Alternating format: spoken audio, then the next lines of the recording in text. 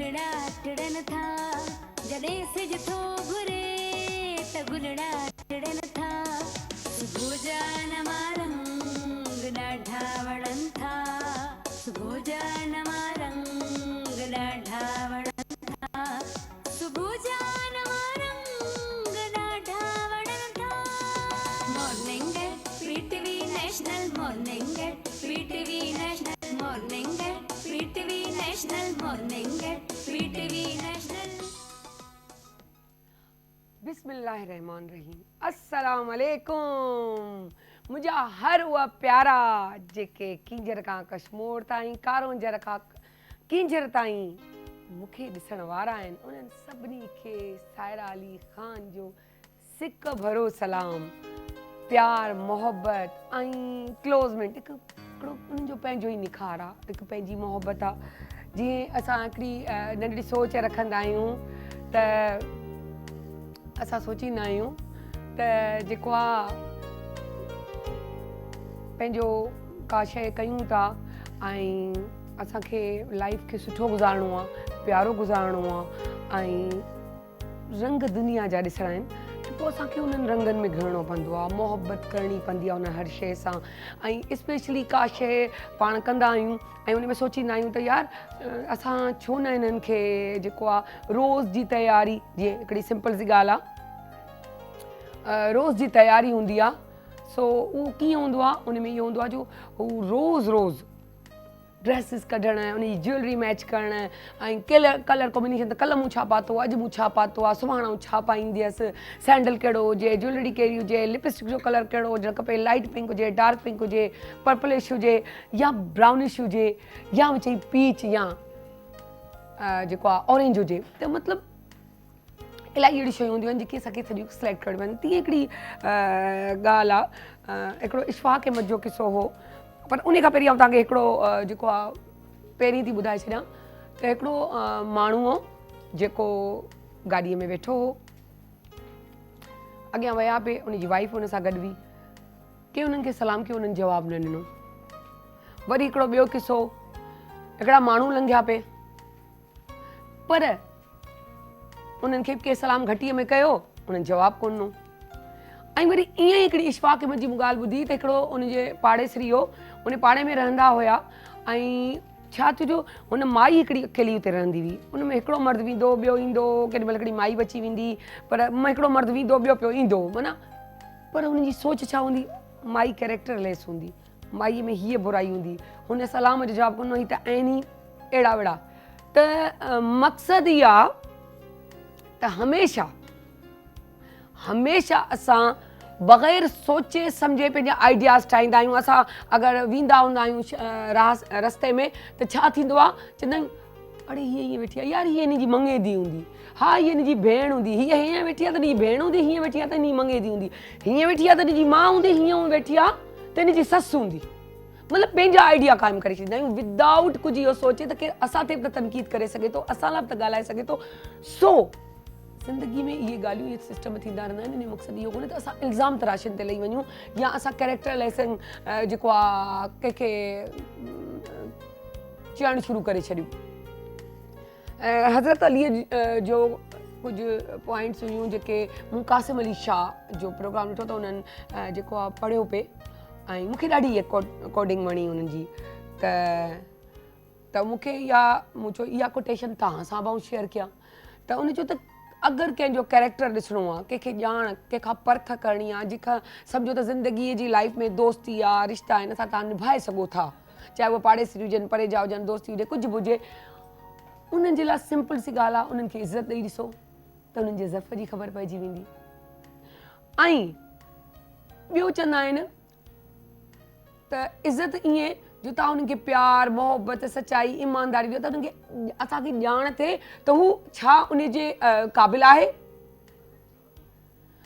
या उन जे क़ाबिल आहे या कोन्हे क़ाबिल वरी उन्हनि खे तव्हां आज़ादी ॾेई ॾिसो हाणे आज़ादी में तव्हां ईअं ॾिसो त तव्हां घर में नौकर बि रखो था ऐं अगरि तव्हांजो दोस्त आहे त तव्हां उनखे पर्स ॾेई छॾियो हूंदो ठीकु आहे न त इहे ॿ टे अहिड़ी पॉइंट्स इलाही पॉइंट्स आहिनि ईअं त हाणे असां पोइ सॼो लॻंदो त प्रोग्राम ई आऊं पई कयां त तव्हांखे वधीक न जेको हिकिड़ी सिंपली ॻाल्हि आहे ठीकु आहे न त उन्हनि खे पर्स ॾेई छॾियो ऐं तव्हां उनखे पंहिंजी शयूं रखाए ॾिसो ऐं उनजे साम्हूं के कमारे जे साम्हूं को रखो शइ दराज़ में, तव्हांखे अंदाज़ो थी वेंदो।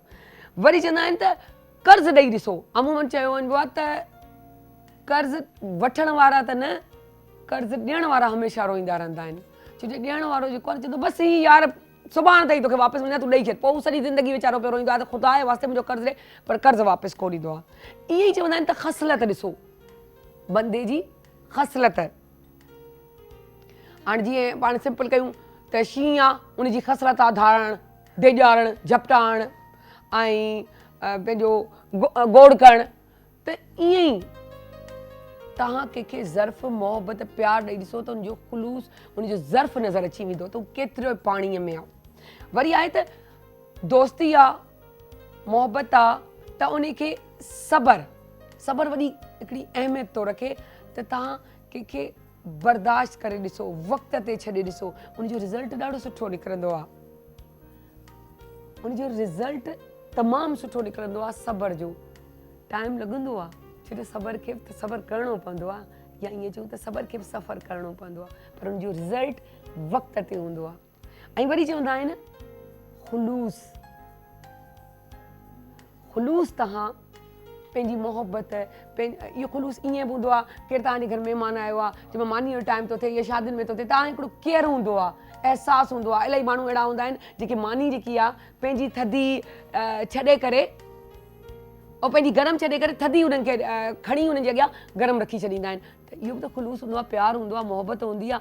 त इहे नंढियूं नंढियूं पॉइंट्स आहिनि जेके तव्हां ॿियनि खे ॾेई उन्हनि खे आज़माए सघो था त छा हू इन मयार ते लहनि था तव्हां सां गॾु रहण लाइ। छो जो पोइ जो तकलीफ़ूं अचनि तॾहिं करे कंहिंजे लाइ बि को बि रायूं क़ाइमु न कयूं। किथे किथे असां पाण बि ग़लति हूंदा आहियूं त असां राय क़ाइमु करे ॿिए ते तनक़ीद करणु शुरू थींदा आहियूं। छो जो चवंदा आहिनि त जॾहिं बि तव्हां हिकिड़ी आङुर मथे खणंदा आहियो न त 4 आङुरियूं तव्हांजे पंहिंजा ॾांहुं बि ईंदियूं आहिनि। सो इन जो थोरो ध्यानु रखो ऐं सुठी हेल्दी लाइफ गुज़ारियो, सुठी सोच रखो। सो सुठी सोच रखण सां गॾु एक्सरसाइज़ बि ज़रूरी आहे। उन सां बि ईअं चओ त थोरो एनर्जी अची वेंदी आहे ऐं मज़ो बि ईंदो आहे एक्सरसाइज़ करण में।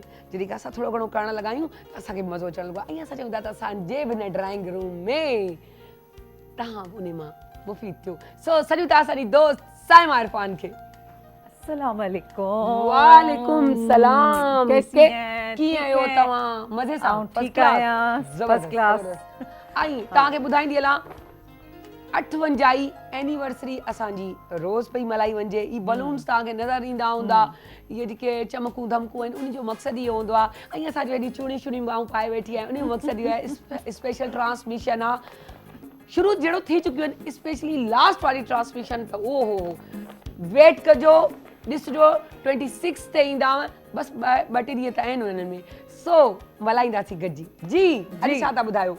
बस एनर्जी के लिए एनर्जी थोड़ी डाउन पई थे, तो मुझे कुछ एड़ो बतायो। आप अगर सामने मुझे बैठ के देखेंगे हाँ, तो सामने, अरे वाह वाह। दिस आज मुझे एनर्जी जो है मुझे अच्छा लगेगा, मैं आपको दिखाऊंगी कि मैं कैसे आज मुझे एनर्जी थोड़ी डाउन है। हाँ, लेकिन मैं वही बात है, अभी जब मैं भी आई हूँ तो मैं भी एनर्जी मुझे लग रही है थोड़ी डाउन है। तो वही जो मैं हमेशा बताती हूँ, अपने आप को जो है दोनों हाथ इस तरह से करें और फेस को बिल्कुल सपाट रख के, आंखें बाहर मतलब इस तरह फुल अपनी स्ट्रेंथ से खोली और उसके बाद अपने फेस को इस तरह से करें। एनर्जी अच्छी हुई। आप एकदम से आप एनर्जेटिक हो जाएंगे, आपके फेस के एक्सप्रेशन चेंज हो जाएंगे। क्योंकि ये मसल्स है ना, मसल एकदम से डाउन हो जाते हैं। एक तो नींद पूरी नहीं होती आपकी, पानी की कमी, और ये मौसम भी ऐसा है इसमें आपको इतनी प्यास नहीं लगेगी। तो ये सबसे बेस्ट मौसम है अपने आप को एनर्जेटिक करने का, कि अपने स्टेमिना को बढ़ाने का, कि आप पानी ज्यादा पिए। अरे वाह जबरदस्त। क्योंकि पानी नहीं पीअण खपे। 8 गिलासनि खां मथे पीअण खपे, 8 गिलास अंदर न पीअण खपे। क्योंकि सर्दी ऐसी चीज है, इसमें आपको प्यास नहीं लगेगी, इसलिए आप पानी नहीं पीते। और ड्राइनेस जो होती है वो होती है इसीलिए। तो ज्यादा पानी पिए। ये समझो पहले मैंने टिप बता दिए, अब मुझसे टिप में पूछेंगे आप। सही है टिप तो नहीं। अच्छा पहले ओए होए इसकी होशियारी भी दोनों छोकरी होशियार थी भैया। टिप पहले बता दिए। दोनों हाथ मैंने फुल स्ट्रेच करते हुए मैंने ऐसे रखे। अगर आपको मैं ऐसे हो जाऊं तो आपको कैसा लगेगा? ये ऐसे सही है? कैसे लग रहा है? सही है? ऐसे अच्छा लग रहा है। ठीक है, अच्छा लग रहा है। अच्छा लग रहा है। शुठो दोनों हाथ फुल स्ट्रेच करते हुए मैंने अपने फीट को टच किया और मैं इसको आगे लेके गई। ठीक है, इस तरह से ये देखिए। और ये जो करने वाले होंगे उनको खुद अंदाजा होगा, जिन लोगों को थोड़ा सा टमी बाहर होगा उनके लिए थोड़ा सा मुश्किल हो सकता है। तो इसीलिए ये टमी को अंदर करने के लिए ही आपको ये एक्सरसाइज करवाई जा रही है, ताकि आप जो है रिलैक्स हो जाएं और आप अपने पेट की तरफ जो है मतलब उसको जल्दी जल्दी कम करें। ठीक है, दोनों हाथ अगेन। और इसके सेट्स आप 10-10 के 3 सेट्स आप कर सकते हैं। ठीक है, ये और फिर एंड में आपने क्या करना है, दोनों हाथों से अपने पाँव को इस तरह से रख के और फुल स्ट्रेच करते, फेस को ऊपर करते हुए ऐसे करना है और आहिस्ता आहिस्ता अपनी एल्बो को नीचे करते जाना है। एल्बो नीचे नीचे और अपनी टमी फुल प्रेस करनी है। कोशिश करें आपकी चेस्ट आपकी ये नी के साथ टच हो, कोशिश करनी है। ठीक है, किस तरह से करेंगे, होती रहेगी। ये जितनी आप नीचे करेंगे आप देखेंगे कि आपकी टमी जो है आहिस्ते से कम हो रही है।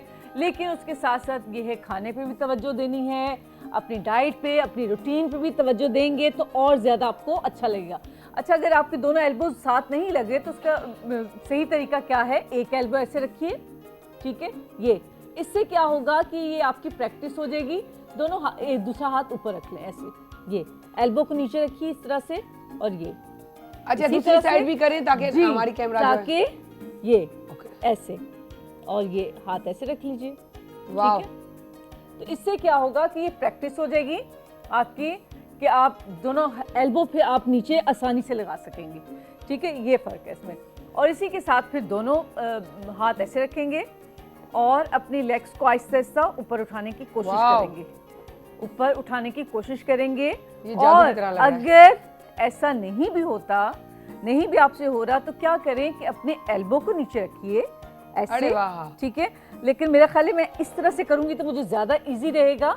ये देखिए, और आपको नजर भी आ जाएगा और इस तरह से आपको अंदाजा भी हो जाएगा मेरी बैक कैसे है, आपको मेरी बैक नजर आएगी। ठीक है, कि किस तरह से मैंने रखी, ऐसे मैंने एल्बो नीचे रखी पोजीशन और ये, और आहिस्ता आहिस्ता अपने हाथों को ऐसे रखा, एक हाथ ऊपर उठाया, एक हाथ के सहारे से मैंने रखा जबरदस्त, और अपनी लेग्स को ऊपर ही रखा मैंने। ठीक, और आहिस्ता आहिस्ता दोनों हाथ भी ऊपर उठा लिए और कोशिश करें हाथ ऐसे रखें। ठीक है, और अपनी लेग्स को ऊपर उठाते जाएं। इसके साथ साथ आपने अपनी लेग्स को इस तरह से मूव करना है। जितना अपनी लेग्स को मूव करेंगे आप देखिएगा आपकी टमी आपकी जो है मसल्स, आपके कोर के मसल्स जो है एक तो स्ट्रेंथन इनको मिलेगी और ये कि ये आपकी टमी आहिस्ते से कम हो जाएगी। लेकिन आपने हिम्मत नहीं हारनी, जितनी आप इसमें कोशिश करेंगे और रेगुलर करेंगे आप उतना अच्छा फील करेंगे और उतना आप आसानी से जो है इसको अपनी टमी को कम कर सकते हैं। कोई ऐसा मसला नहीं कि टमी वैसे जाती तो सबसे एंड में है, लेकिन क्या है कि इसको आप जितना इसको आप तवज्जो देंगे ना इस चीज़ के ऊपर, जितना आप देखेंगे रेगुलर किसी भी चीज को करते हैं तो वो एक हफ्ता तो एटलीस्ट एक हफ्ता लेते हैं। और अब भी कहते हैं ना साइमा के आप अपनी नीयत बांध लो, उसमें एज का कोई लिमिटेशन नहीं होती। स्टार्ट में बच्चा तो करता रहता है, टीनेज शुरू हो जाते हैं या बच्चे भी शुरू हो जाते हैं, लेकिन अगर हमारी नीयत बनी हुई है, अमल का दरबार नीयत पे, अगर आपकी नीयत बनी हुई है कि मुझे ये काम करना है तो आपकी उम्र भी आपके आगे नहीं आती, सिर्फ आपकी सोच आती है। तो सोच हमेशा पॉजिटिव रखनी चाहिए और कामयाबी माणा खपे। बिल्कुल सो बिल्कुल ऐसे टिप ऑफ द डे ता नहीं छडियो, वरी एक बार रिपीट करे सको था। अच्छा चलिए मैं और दे देती हूं। अरे वाह, हाँ कोई और दे देती हूँ। वेट कम करने के लिए जैसे मैंने टमी के लिए कहा है, एक तो इससे आपका जो है मेटाबॉलिक रेट बहुत हाई होगा जो भी मैं बताने जा रही हूँ, और आपका जो है डाइजेस्ट सिस्टम बहुत अच्छा हो जाएगा, आपका खाना जल्दी हजम हो जाएगा। असल प्रॉब्लम क्या है कि सौंफ, क्योंकि जब आपका खाना हजम नहीं होता तो आपका वेट जल्दी नहीं जाता, मेटाबॉलिक रेट स्लो होता है, उससे भी आपका वेट जल्दी नहीं जाता, इसलिए उसको एक्टिव करें। और उसके लिए क्या है कि एक तो अजवाइन जो है रात को आप भिगो दें। जिन लोगों को मसला है कि वो बहुत गर्म होती है, हम अजवाइन नहीं खा सकते हैं, हमें ये हो जाता है मसला वो हो जाता है, तो उसके लिए क्या है रात को 1 चम्मच पानी के अंदर, आधे गिलास पानी के अंदर वो अजवाइन को आप भिगो दें, सुबह उठ के उसको नीम गर्म करके उसके अंदर आप जो है हल्का सा अगर काला नमक है वो डाल दें, वैसे भी आप पी सकते हैं, इतना बुरा जायका नहीं होता। लेकिन तो अल्सर वाले अल्सर के मरीज जो हैं वो थोड़ा एहतियात करें मेरे ख्याल से। वही बात है कि देखिए मैं वही बताना चाह रही हूँ कि देखिए कोई भी चीज़ है बगैर डॉक्टर की सजेशन के ना किया करें, लेकिन ये आम लोगों के लिए कि जिनको कोई प्रॉब्लम नहीं है, अगर मुझे कुछ है जिन लोगों को कोई प्रॉब्लम नहीं है उनके लिए है, और हाँ जिन लोगों को पता है कि भाई उनका मैदे का मसला है या कोई उसको और थोड़ा प्रॉब्लम है, डॉक्टर से रुजू कर ले तो बहुत अच्छा हो जाएगा, क्योंकि ये टोटके तो उसी वक्त असर करते हैं जब आपकी हेल्थ जो है इस काबिल होगी। Thank you so much Saima, ॾाढो मज़ो आयो ऐं मूंखे बि पंहिंजी जॻह ते हलणु घुरिजे। इहा बि सुठी रांदि आहे, केॾी महिल अॻियां त केॾी महिल पुठियां, केॾी महिल हेॾां त केॾी महिल होॾां, एक्सरसाइज़ पई थींदी आहे। ॿियो तरीक़े सां तव्हां एक्सरसाइज़ कंदी कोन्हे हा, जीअं त तव्हांखे ख़बर आहे त अॼु असांजो जेको हा आउं चवंदसि भई कवर कनी मुंहिंजे असांजो जेको स्पॉन्सर आहे आगा नूर वारा, उनजो थैंक यू। ॾाढा सुठा सुठा ड्रेसिस आहिनि ऐं असांजी PTV जी एनिवर्सरी लाइ बि स्पेशली ट्रांसमिशन लाइ बि जेको आहे उन्हनि असांखे जेको आहे ड्रेसिस ॾिना आहिनि ऐं ॾाढा प्यारा ॾिना आहिनि, ॾाढा वणंदा आहिनि। तव्हां ॾींदा कयो। मूंखे हिकिड़ी हिननि जी ॾाढी शइ वणी त हिकिड़ी कैजुअल शइ, हालांकि उहा ई स्मॉल साइज़, उहा ई स्मॉल साइज़ फॉर्मल में उनजो लुक, उनजी स्टिचिंग ऑफ अमेज़िंग, ॾाढो ज़बरदस्त, जेके हा ऐं बजट में अफोर्डेबल वारनि लाइ बजट में। बाक़ी ॿियनि खे लाइ आइडिया हूंदा आहिनि, उहे आइडिया तव्हां खणी करे पंहिंजो उन्हनि खे पंहिंजे तरीक़े सां उन कढ़ाईअ खे तव्हां लेसिस में इस्तेमालु करे तव्हां पंहिंजा ड्रेसिस तयारु करे सघो था। केॾी महिल आउं वही इहो सेगमेंट बि शुरू कंदसि त घर वेठे आउं तव्हांखे पर्सनली कहिड़ा आइडिया ॾेई सघां थी जेके हीअं थी वेंदो, ठीकु आहे। सो इहे शइ शेयर कंदासीं। सो हाल फ़िलहाल आउं तव्हांखां शेयर कराईंदसि मुंहिंजी सुठी दोस्त जूं ॻाल्हियूं। असांजी ॾाढी सुठी प्यारी दोस्त भेणुनि वांगुरु डॉक्टर आहे, जेकी कंसल्टेंट आहे, जनरल फिजिशियन आहे ऐं गोल्ड मेडलिस्ट आहे ऐं उन खां पोइ इब्न सीना में उहो पंहिंजो प्रैक्टिस कनि पियूं। ऐं अॼु उन्हनि खां असां जेको टॉपिक पुछंदासीं उहो पुछंदासीं हेल्दी मेंटल हेल्थ एक्टिविटीज़ ते, ठीकु आहे न। ऐं नालो आहे डॉक्टर महविश जावेद। सो अचो डॉक्टर महविश जावेद, बल्कि महविश, अस्सलाम वालेकुम, कीअं आहियो? ठीकु ठाक? हले ॾाढी ज़बरदस्त, ॾाढी सुठी। अचो अचो अचो प्लीज़। हा ओके, कीअं आहियो? अल्हम्दुलिल्लाह थकावट लगे पई छो जे शिफ्टिंग, हाँ जी, आज जॉब, फिर यहाँ प्रोग्राम में भी कैप्चर कर लिया कि आना है भाई, हालत यहाँ तो हम आएंगे इंशाल्लाह हाँ, बिल्कुल बहुत ज़रूरी है, क्योंकि एक अवेयरनेस देना जो है ना वो बहुत ज़रूरी होता है। और अगर जिसको मौका मिल जाए तो ये वो कहते हैं ये वो अमानत है कि फैलाओ तो फायदा है, जो दी है तो आगे तो देनी भी पड़ेगी। एग्जैक्टली, ठीक है। अच्छा कैसा लग रहा है? माशाल्लाह से सेटअप है ना, बड़ा अच्छा लग रहा है, बहुत पसंद आ रहा है मुझे तो। अब मुझे पाकिस्तान टाइम में बची चुकी हुई हूँ हाई अज मूं चवान तैयार पोइ त मॉर्निंग शो में भी तव्हांजो अचणु लाज़िम आहे। सो असां उन्हनि खां पहिरियों सवाल था कयूं, मेंटल स्ट्रेस जो है वो कितने अरसे में अपना डेवलप होता है? एक्चुअली मेंटल स्ट्रेस जो है ना, इसको 2-3 तरीक़ों से हम देखते हैं। एक तो होता है कि इसमें फैक्टर्स हमें देखने पड़ते हैं कि वजूहात क्या बन रही है। तो कभी तो ये होता है कि एकदम आप पे कोई बड़ा ट्रॉमा आ गया, आपके साथ कोई हादसा हो गया, कोई सदमा हो गया, तो वो तो फ़ौरन आपका मेंटल स्ट्रेस आपके सामने आ जाता है। वैसे इसको स्लोली डेवलप होने में 3-4 साल भी लग सकते हैं और 5 से 10 साल भी लग सकते हैं। उस इंसान को पता नहीं चल रहा होता कि वो एक्चुअली स्ट्रेस में है। वो समझ रहा होता है कि मैं बहुत ज़्यादा एक्टिव हो रहा हूँ और इस वजह से मेरे साथ ये फीलिंग्स और चेंज आ रहा है, लेकिन ये होता है कि वो इस तरफ जा रहा होता है मेंटली स्ट्रेस लेवल पे। और उसको डिटेक्ट करने का तरीका ये होता है कि इंसान की अपनी डेली एक्टिविटीज़ जो वो कर रहा होता है ना, वो आहिस्ता आहिस्ता डिस्टर्ब होना शुरू हो जाती है। अब देखिए एक्यूट कंडीशन तो हमारे पास ये हो गई कि कोई हादसा हो गया, कोई बहुत बड़ी बीमारी उनके साथ हो गई, कोई ऑपरेशन हो गया, कोई सदमा ऐसा आ गया, तो एकदम जो है आप फ़ौरन एक स्ट्रेस में चले जाते हो, एक शॉक में चले जाते हो। हाँ, आपको आगे पीछे का कुछ पता नहीं चल रहा होता, आपको अपनी फैमिली की समझ नहीं आ रही होती, आप डेली रूटीन्स नहीं कोप अप कर पा रहे होते। तो ये तो एक एक्यूट स्ट्रेस हुआ जो कि विद इन आवर्स जो है आपके साथ जो है ना वो डेवलप हो गया।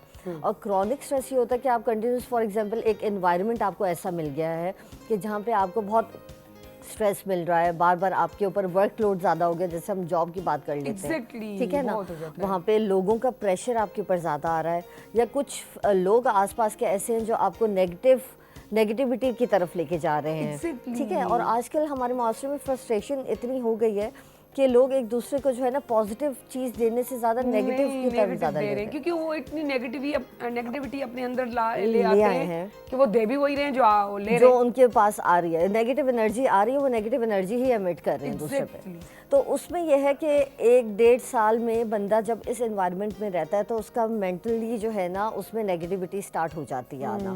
वो चीज़ फिर आहिस्ता आहिस्ता उसके माइंड को हिलाती है, फिर उसकी बॉडी पे इफेक्ट आना शुरू हो जाता है उन चीज़ों का। तो उसकी वजह से क्या होगा अच्छा, कि बॉडी पे आता है तो इस तरह भी होता है स्ट्रेस में, कभी मोटा कभी पतला, है एग्जैक्टली ना? सबसे पहले तो देखिए कुछ लोग होते हैं वो कहते हैं भाई हमें टेंशन होती है तो हम खाना ज्यादा शुरू कर देते हैं। एग्जैक्टली एकदम वेट गेन की तरफ चले गए, वेट गेन की तरफ गए, उनकी एक्टिविटीज ही खत्म हो गई। अच्छा, मैं भी एक चीज और भी मैंने नोट की है कि एक चीज वो भी हो जाती है, एक बाजार तो आपको लगता है जैसे अभी आपने कहा हाँ। कि उनको पता ही नहीं चलता कि वो स्ट्रेस में जा रहे हैं, टेंशन में जा रहे हैं, वो कहते नहीं मैं तो बड़ा हेल्दी हूँ, तो कहते लेकिन वो एक शऊर होता है कि एक होता है लाशऊर जो अंदर की तरफ वो बैठ जाती है चीज और हमें पता ही नहीं चलती। उसकी सबसे बड़ी होती है कि उनका ना अपनी जो उनकी पहले वो चीज़ें बहुत शौक से कर रहे होते थे ना, वहाँ से इंटरेस्ट उनका ख़त्म होता जाता है। Loss of interest in daily activities और वो हॉबीज़ जो वो कर रहे होते थे, फिर उनकी नींद डिस्टर्ब होना शुरू हो जाएगी, फिर उनका एपिटाइट का मसला आ जाएगा कि उनका खाना पीना या तो बहुत कम हो जाएगा या ज़्यादा हो जाएगा।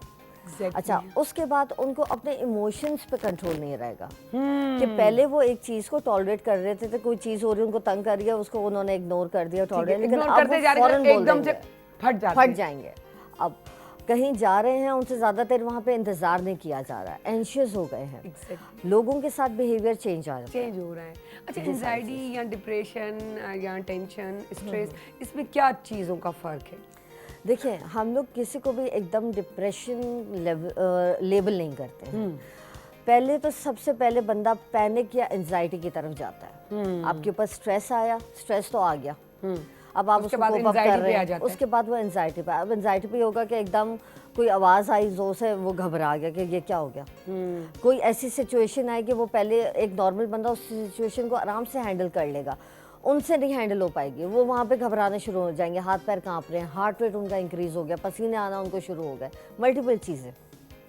अच्छा, फिर ये होता है कि वो आहिस्ता आहिस्ता जाते हैं क्रॉनिक, और ये फिर टेंशन, हेडेक्स और इस तरह की चीज़ों में कन्वर्ट होता जाता है। साथ साथ उनको कुछ ना कुछ वेट गेन की तरफ चले जाएंगे, ये सारी चीज़ हो जाएगी। डिप्रेशन, हम एक क्राइटेरिया हमारे पास Q9 का, जो हम कोई 6-7 क्वेश्चन उनसे करते हैं या 9 क्वेश्चन होते हैं, उस क्वेश्चनर के हिसाब से हम उसको लेवल अप करते हैं कि ये किस लेवल पे है पेशेंट, और इसको डिप्रेशन लेवल करना है या नहीं, हम उसको कर सकते हैं, या ये अभी प्री डिप्रेशन वाली स्टेट में है और हम इसको वहाँ से ही निकाल सकते हैं। और हर चीज़ पे, हर स्टेज पे ये चीज़ सारी डिफरेंट होती है, फिर उसकी ट्रीटमेंट्स भी। और मेजर मकसद जो आजकल एक बहुत रॉन्ग कॉन्सेप्ट बन गया है कि भाई आपका डिप्रेशन में पता नहीं वो चला गया तो ये कोई जहनी बीमारी हो गई और लाइलाज है और पागल करार दे दिया, पागल का लफ्ज़, कैसे इट्स नॉट जा सकते हैं, हम तो पागल थोड़ी है। हाँ, ये बिल्कुल एक मिथ है। इवन के डिप्रेशन, आप और मैं भी कभी कोई ऐसे स्ट्रेस वाले फेज से गुजर रहे हो और हमें लगे कि भाई हमसे नहीं हो रहा, तो हमें किसी की गाइडेंस ले लेनी चाहिए, क्योंकि घर में भी अगर आप, हाँ, पेरेंट्स ऐसे समझदार हैं, समझ जाते हैं, या दोस्त जो कहते हैं महलेदार, या जो भी जिससे भी जो ताल्लुकात है, तो फिर तो हमें जरूरत नहीं है, क्योंकि हमें गाइडलाइन चाहिए, हमें एक गाइडलाइन चाहिए, एक सपोर्ट सिस्टम आपको चाहिए। डॉक्टर गाइडलाइन है जो ठीक है ना, जो अच्छा, अब ये सब चीजें तो हो गई, अब हमें इससे निकलना है, उस निकलने के लिए क्या करें? देखिए, निकलने के जिसको कह के हेल्दी लाइफस्टाइल हम गुजारना चाहते हैं। सबसे बड़ी बात तो ये है कि हेल्दी लाइफस्टाइल होगा तो आप कम से कम इस तरफ जाएंगे, आप अपने आप को अपनी विल पावर से निकाल लेंगे, ठीक है।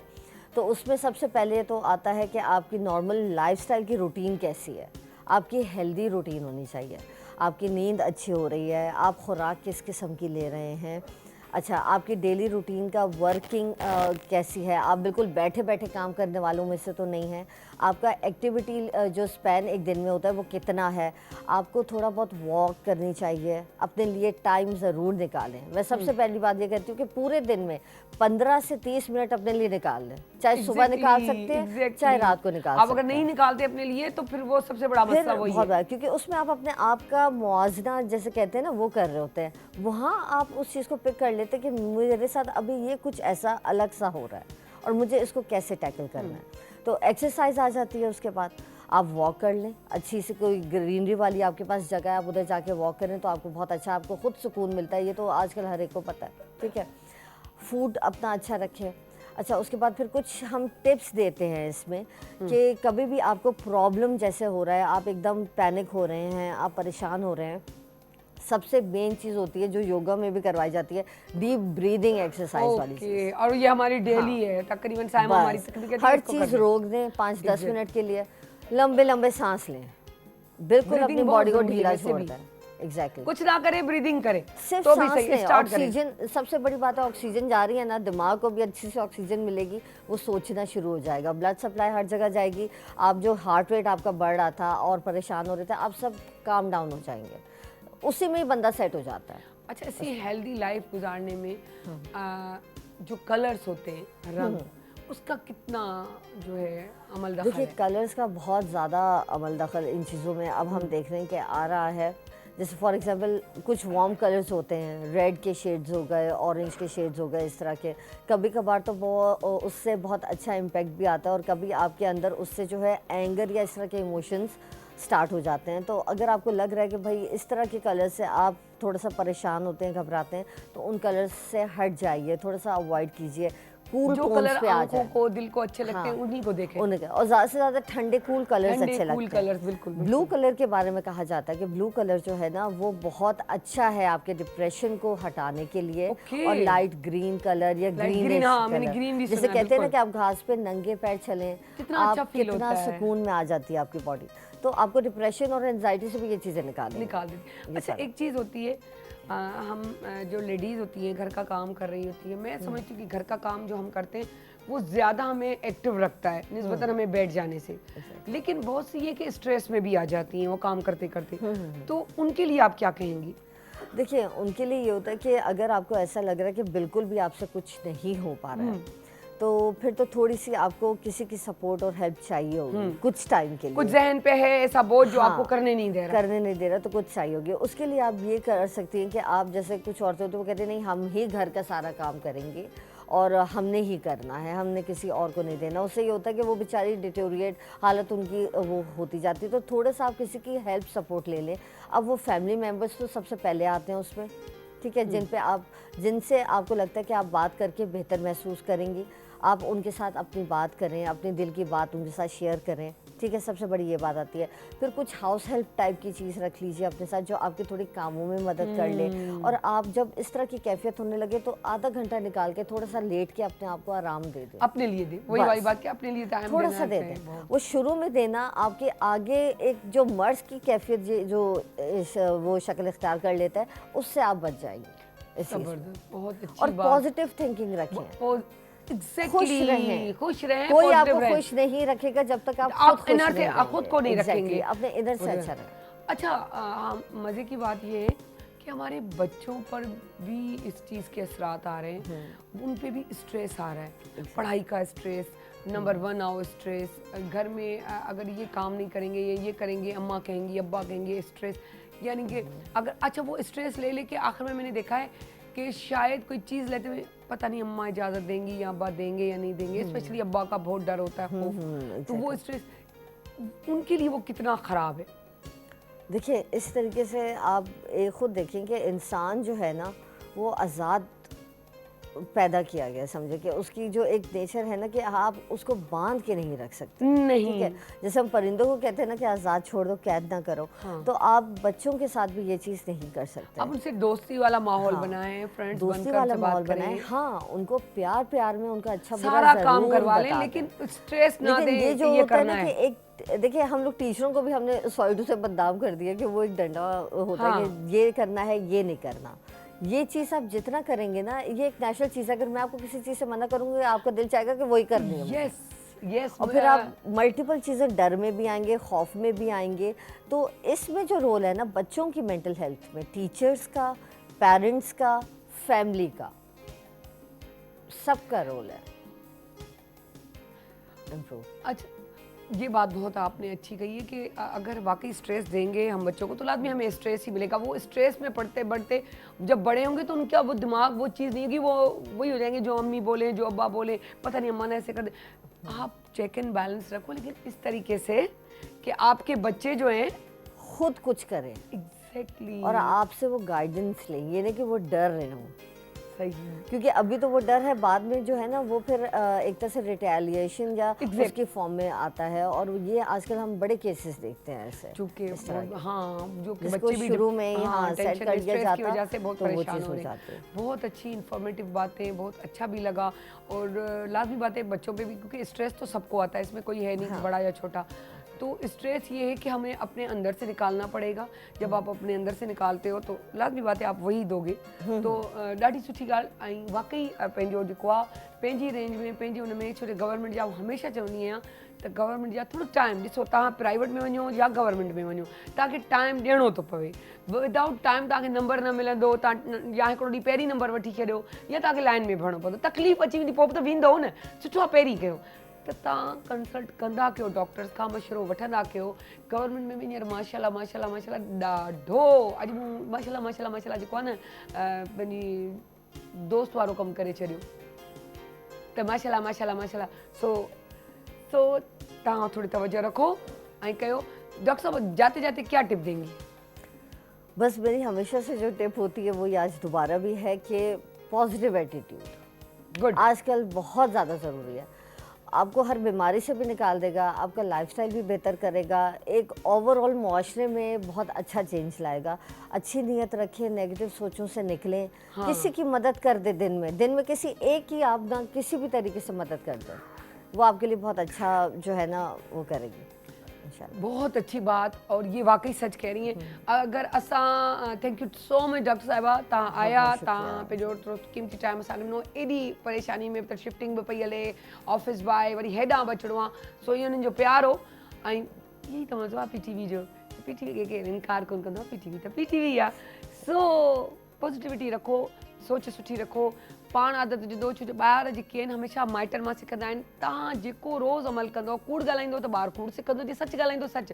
पॉजिटिविटी अगरि ॿिए में ट्रांसफर कंदो पंहिंजे अंदाज़ सां, पंहिंजी मोहबत, पंहिंजे प्यार, पंहिंजे इख़लाक़ सां, त उहो ई ॿारु सिखंदो, ॿारु बि उहो ई कंदो। पर तव्हां बि जान मां बेज़ार हूंदो न ॿिए जे अचण वारे सां, महिमाननि खां, त फैक्ट आहे ॿारु बि हूंदो। पर महिमाननि खे बि सोचणु खपे त सोचे सम्झे सिस्टम सां हुजे, छो जो अगरि कंहिंजी बिज़ी लाइफ आहे त उन तरीक़े सां हलो। पर अगरि बिज़ी लाइफ न बि आहे त एॾो बर्डन कंहिं ते न विझो।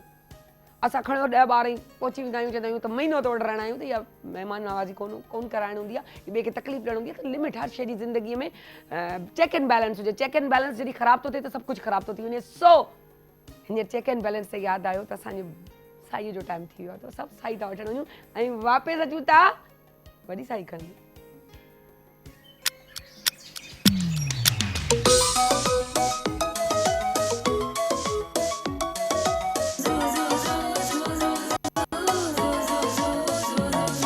जॾहिं सिज थो घुरे त गुलड़ा टिड़नि था, जॾहिं सिज थो घुरे त गुलड़ा टिड़नि था।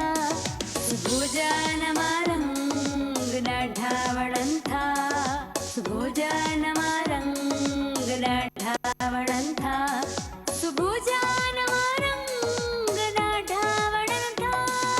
Morning PTV national, morning PTV national, morning PTV national, morning PTV national.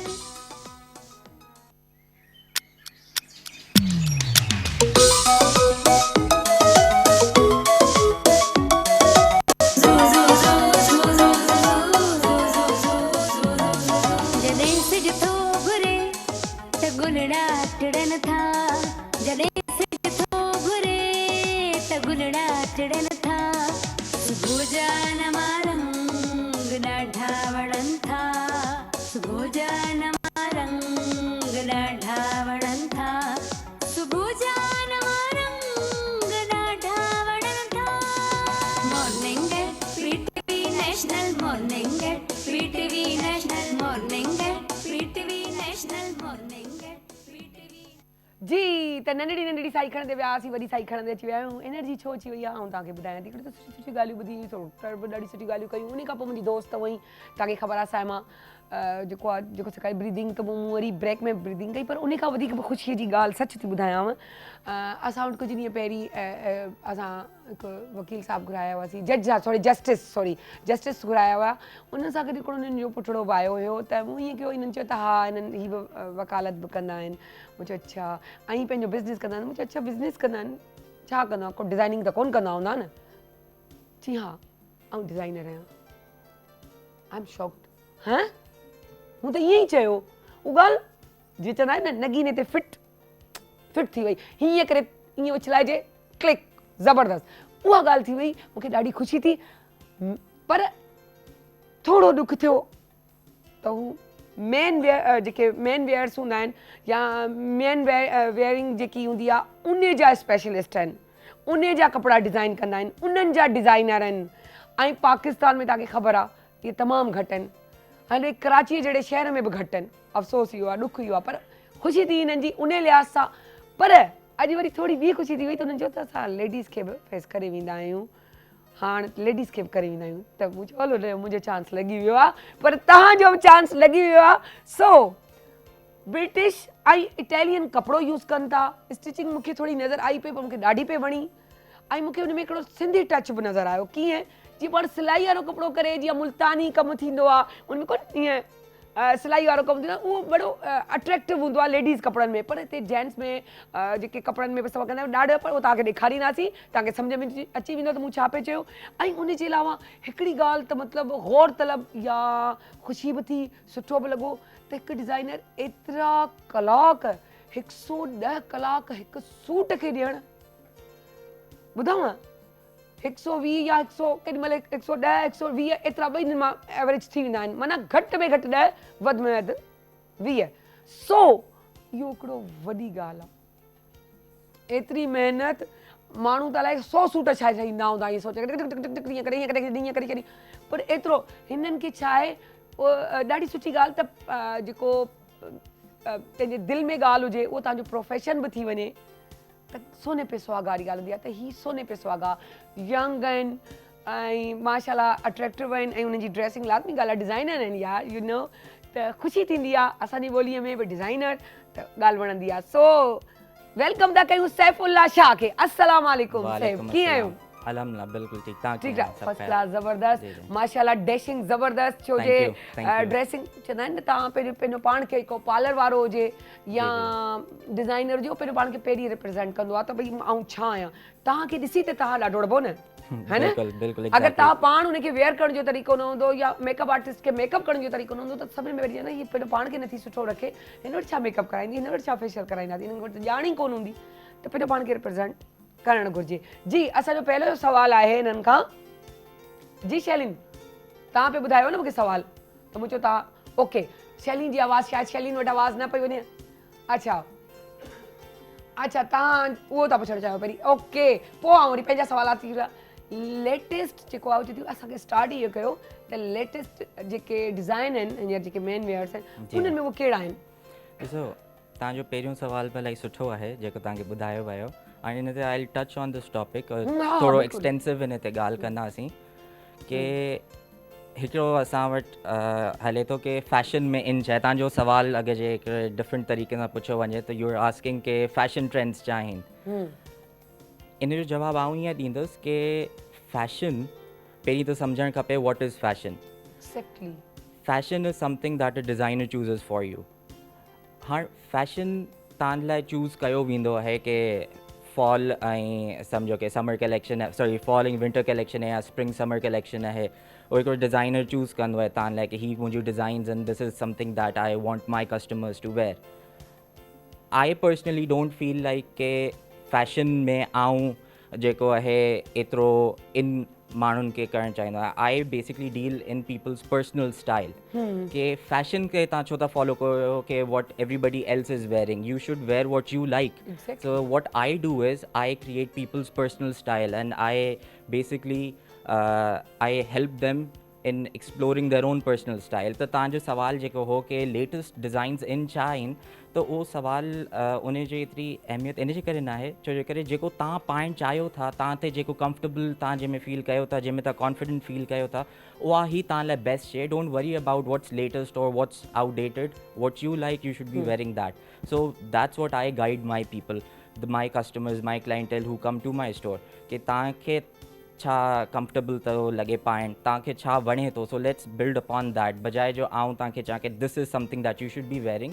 V basically ask our customers के तव्हांजो छा आहे, तव्हांखे छा थो वणे, छा खपे, कहिड़ी शइ चाहियो था, तो असां उन में पंहिंजी डिज़ाइनिंग इन करे इन करे पोइ तव्हांखे उहा शइ ठाहे ॾींदासीं. बिल्कुलु बिल्कुलु. अच्छा, हिन वक़्तु जेके स्पेशली अच्छा टाइम हूंदो आहे, गर्मी, सर्दी, बहार, जेको विच में चारई मौसम, असांजे मां ॻाल्हि में ॾाढा लकी आहियूं त पाकिस्तान में चारई मौसम हूंदा आहिनि. ऐं डिज़ाइनिंग में डिज़ाइनर्स वटि कमु ऐं मटीरियल माना इस्तेमालु करण जो बि टाइम हूंदो आहे, छो कि तव्हांजी हर शइ चेंज थींदी रहंदी आहे 2-3 महीननि में. सो कलर जेके आहिनि स्पेशली हींअर सियारे में, या चऊं त मर्दनि जा हींअर जेके डिज़ाइनिंग जा कपिड़ा आहिनि उन में कलर कहिड़ा ईंदा आहिनि वधीक जेके ख़ासि तौर ते हलनि? जीअं we are in winters right now, त विंटर्स में ऑब्वियसली डार्कर टोन्स वधीक हलंदा आहिनि. एंड द रीज़न बीइंग कि एॾी महिल असांजो सम्झो कि days are shorter and the nights are longer. त जीअं नाइट लॉन्ग हूंदी आहे, so you tend to wear darker colours at night. बाक़ी अची थो वञे समर में, त समर में yes people can opt for earthy tones. And by earthy tones I mean कि उहे कलर्स जेके तव्हांजे इन्वायरमेंट जे हिसाब सां हुजनि, जंहिंमें तव्हांजा कैमल अची वियो, ओटमील बेज अची वियो, your brown colours and light colours. बिल्कुलु बिल्कुलु. या ईअं चऊं त लाइट एंड विच में जेके मीडियम्स कलर, थधा कलर जंहिंखे चइजे, बिल्कुलु बिल्कुलु. ॿई हलंदा पिया आहिनि. बिल्कुलु लाइट हलंदो आहे, थोरो हुन खां मथे हलंदो आहे, विच में पियो हलंदो आहे. बिल्कुलु. सो अगरि इहे सभु हलंदा रहंदा आहिनि त पोइ मुंहिंजे ख़्याल सां इहो त लाज़िम आहे त हिननि जी हिकिड़ो कम जी वीडियो बि ॾिसणु ज़रूरी आहे. त उहा ॾिसण खां वरी अच्छा जेसि ताईं हू ॻोल्हे हलाइनि तेसि ताईं असां अच्छा अची वियो आहे बाबा, अची वियो आहे. सो ॾेखारियो.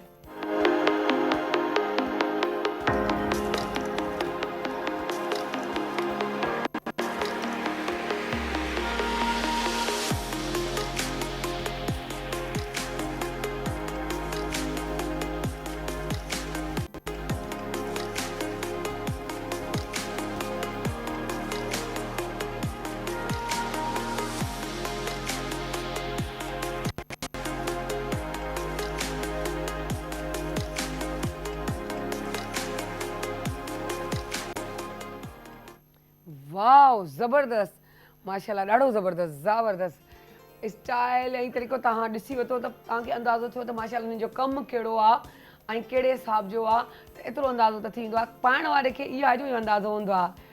अच्छा, जेॾी महिल तव्हां वटि अचनि था वॾा बि अचनि था, नंढा बि आदमी, हर मर्द त हर एज जो ईंदो हूंदो, त पोइ छा कॾहिं ईअं थींदो आहे तव्हां इहो ॿुधायो त भई हीअ ड्रेसिंग पिया कयो त हिन ते वांछ हिन टाइप जी पाइजो त सुठी लॻंदी, त सम्झंदा आहियो त हीअ माण्हू अहिड़ो आहे जंहिंखे हिनखे ॿुधाइणु खपे या हिनखे एॾी ॼाण कोन्हे की सम्झाइणु खपे. इलाही अहिड़ा हूंदा आहिनि जेके ज़ाहिर कंदा आहिनि, भले तव्हां हुनखे ॿुधायो. त इहे सभु शयूं थींदियूं आहिनि त जेको आहे काज बटन कहिड़ा हणिजनि, तव्हां हीअ वञी यूज़ कयो, हीअ कलर कॉम्बिनेशन हुजे. अगरि तव्हां हीअं तरीक़े कंदो मर्ज़ी तव्हांजी आहे, पर जे हीअं कंदो त ॾाढो सुठो लॻंदो, अॻियां तव्हांजी मर्ज़ी आहे. त ईअं कुझु कंदा आहियो? बिल्कुलु डेफिनेटली. जॾहिं मूं वटि केरु ईंदो आहे त आई बेसिकली डिज़ाइन वॉर्ड्रोब्स. मूं वटि जेको आयो आहे त उहो मूंखां सॼो वॉर्ड्रोब पंहिंजो ठारायो आहे उन इंसान. हिकिड़ो सूट न 20 सूट्स बि ठाराया आहिनि. हर मौसम जे हिसाब सां फॉर्मल हुजनि, कैजुअल हुजनि या इन टाइप जा. बिल्कुलु. ऐं पोइ वरी हू मूंखां यकीन स्टाइल एडवाइस बि वठंदा आहिनि. त तव्हां जीअं ब्रीफली डिस्कस इन शइ करे था सघो, because it doesn't require much time and it's a no brainer.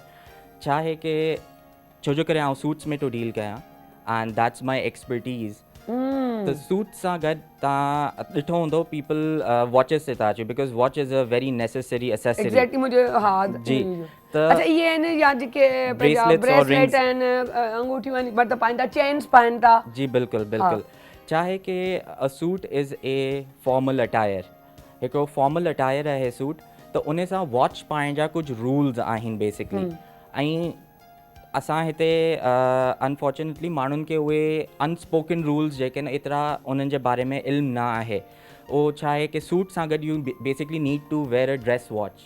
You basically need to wear a dress watch. I mean, dress watch is a watch which has a leather strap, the kind that I am wearing right now. बाक़ी माण्हू जेके आहिनि उहे chain जी watches बि ठाहे छॾींदा आहिनि पाए सघंदा आहिनि त उहो सूट सां हलो they can wear it that's their personal choice but an unspoken rule is कि तव्हां अगरि सूट पायो था त तव्हांजी वॉच जो स्टाइल बि फॉर्मल ई हुजे Exactly. त जीअं leather watch is a formal watch like I am wearing right now त उन हिसाब सां हुअणु खपे एंड तव्हां ॿी एसेसरीज़ जी ॻाल्हि कयूं त उन में नंढी शयूं ईअं आहिनि कि you can see I am wearing rings हाणे मुंहिंजी वॉच जो तव्हां अगरि डायल ॾिसो it's silver my rings are also silver in a silver tone त basically you need to match the metals ईअं न हुजे कि तव्हांजी वॉच जेका आहे उहा सिल्वर आहे त तव्हांजो रिंग जेका आहे उहा गोल्डन कलर जी आहे you need to match the metals अच्छा जी हाणे ब्लैक आहे ब्लैक सां ब्लैक करे उनजो जीअं हाणे तव्हांखे ब्लैक पत्थर आहे जीअं हाणे मूंखे ई ॾिसी वठो ब्लू आहे त मूंखे इहो हूंदो हीअ मुंहिंजी अंगूठी आहे इहा ब्लू इन सां टच ॾे थी दैट्स परफेक्ट तव्हांजी ड्रेसिंग जेका आहे जी जी तो उन करे अच्छा हींअर तव्हांजी हली पे मतिलबु जेकी आहे शोरील त उन में मूं ॾिठो त पैंट शर्ट पातल हुई उन में उनखे घड़ी जो स्टाइल या जेकी तव्हां ते ॻाल्हि पई कई त मूं तव्हांखे इशारो कयो त तव्हांजी हले पई छो पाण त ॻाल्हायोसीं पिए सो उन में उहे शयूं ॾिठियूं त उनजी वेयरिंग बि ॾाढी ज़बरदस्त बॉयज़ जेके आहिनि उहे टी शर्ट जेके आहिनि अच्छा नंढड़ियूं इहो मूंखे पुछो हिकिड़ो हूंदो आहे थोरो लूज़ कट माना थोरो हेतिरो थोरो डिघो हूंदो आहे छो जो एतिरो मूंखे मेंस जो ख़बर न आहे पर जेतिरो असां ॾिसंदा आहियूं या फील कंदा आहियूं हिकिड़ो हूंदो आहे स्किन जेकी फिटिंग हूंदी आहे थोरी नंढड़ी शर्ट हूंदी आहे त इहो छा डिफरेंस हूंदो आहे ॾिसो इन में बेसिकली डिफरेंस कटिंग जो हूंदो आहे हाणे के बॉडी बिल्डर आहिनि उन्हनि ते ही सूट कंदा आहिनि आम नॉर्मल वारनि ऐं it all boils down to personal preference as well कि कहिड़े इंसान चाहे थो कि मुंहिंजे हर शइ शेप में हुजे कट में हुजे मुंहिंजो बॉडी बिल्कुलु जंहिं ते उहा शइ सूट करे बेसिकली लेकिन के माण्हू हूंदा आहिनि जेके चवंदा आहिनि उन्हनि ते सूट न बि करणु चाहींदी आहे they are on a heavier side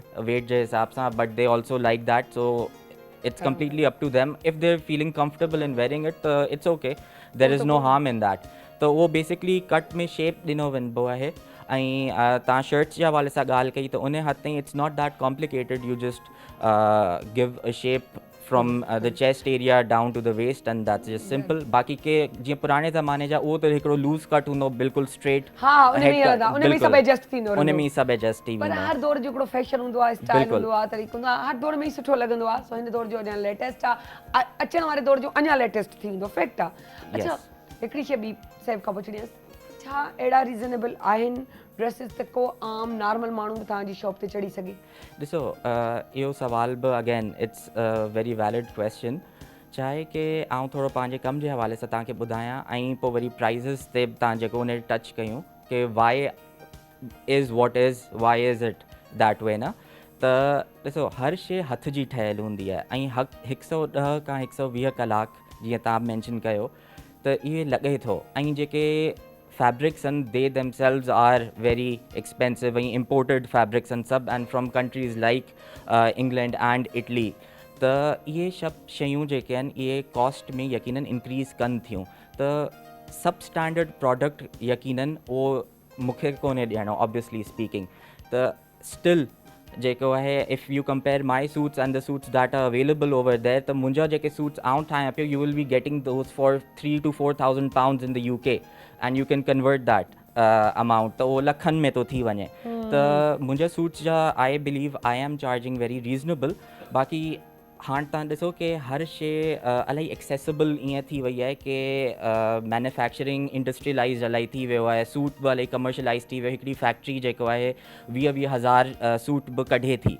ऐं उहो सॼो मशीन मेड आहे त ऑब्वियसली तव्हां ॾिसंदव कि आई बिलीव तव्हांखे 10,000 में सूट मिली वेंदो but I can't give that because I am offering a different kind of quality त मुंहिंजो कंपैरिज़न ई हुननि सां कंपैरिज़न थी नथो सघे मुंहिंजो कंपैरिज़न तव्हां करे था सघो ॿाहिरि जे टेलर्स सां ऐं तव्हां बि विया आहियो ॿाहिरि त तव्हांखे ख़बर आहे कि उते जेके टेलर्स सूट्स ठाहींदा आहिनि उन्हनि खे एक्सेस जेको आहे रुॻो उतां जो हिकिड़ो पॉश लोकेलिटी करे थी सघे हिकिड़ो अमीर इंसान ई थो करे सघे बिकॉज 3,000 to 4,000 pounds खां शुरू थो थिए शइ त हिते आहे जेको आहे charge from I start from 75,000 but that is reasonable in that sense तव्हांजा कपिड़ा ॾेखारण बि घुर्जनि डेफिनेटली माशाल्लाह ॾाढा सुहिणा ऐं सुठा पिया लॻनि वाकई हथ जो कमु त चयो अचो प्लीज़ अचो प्लीज़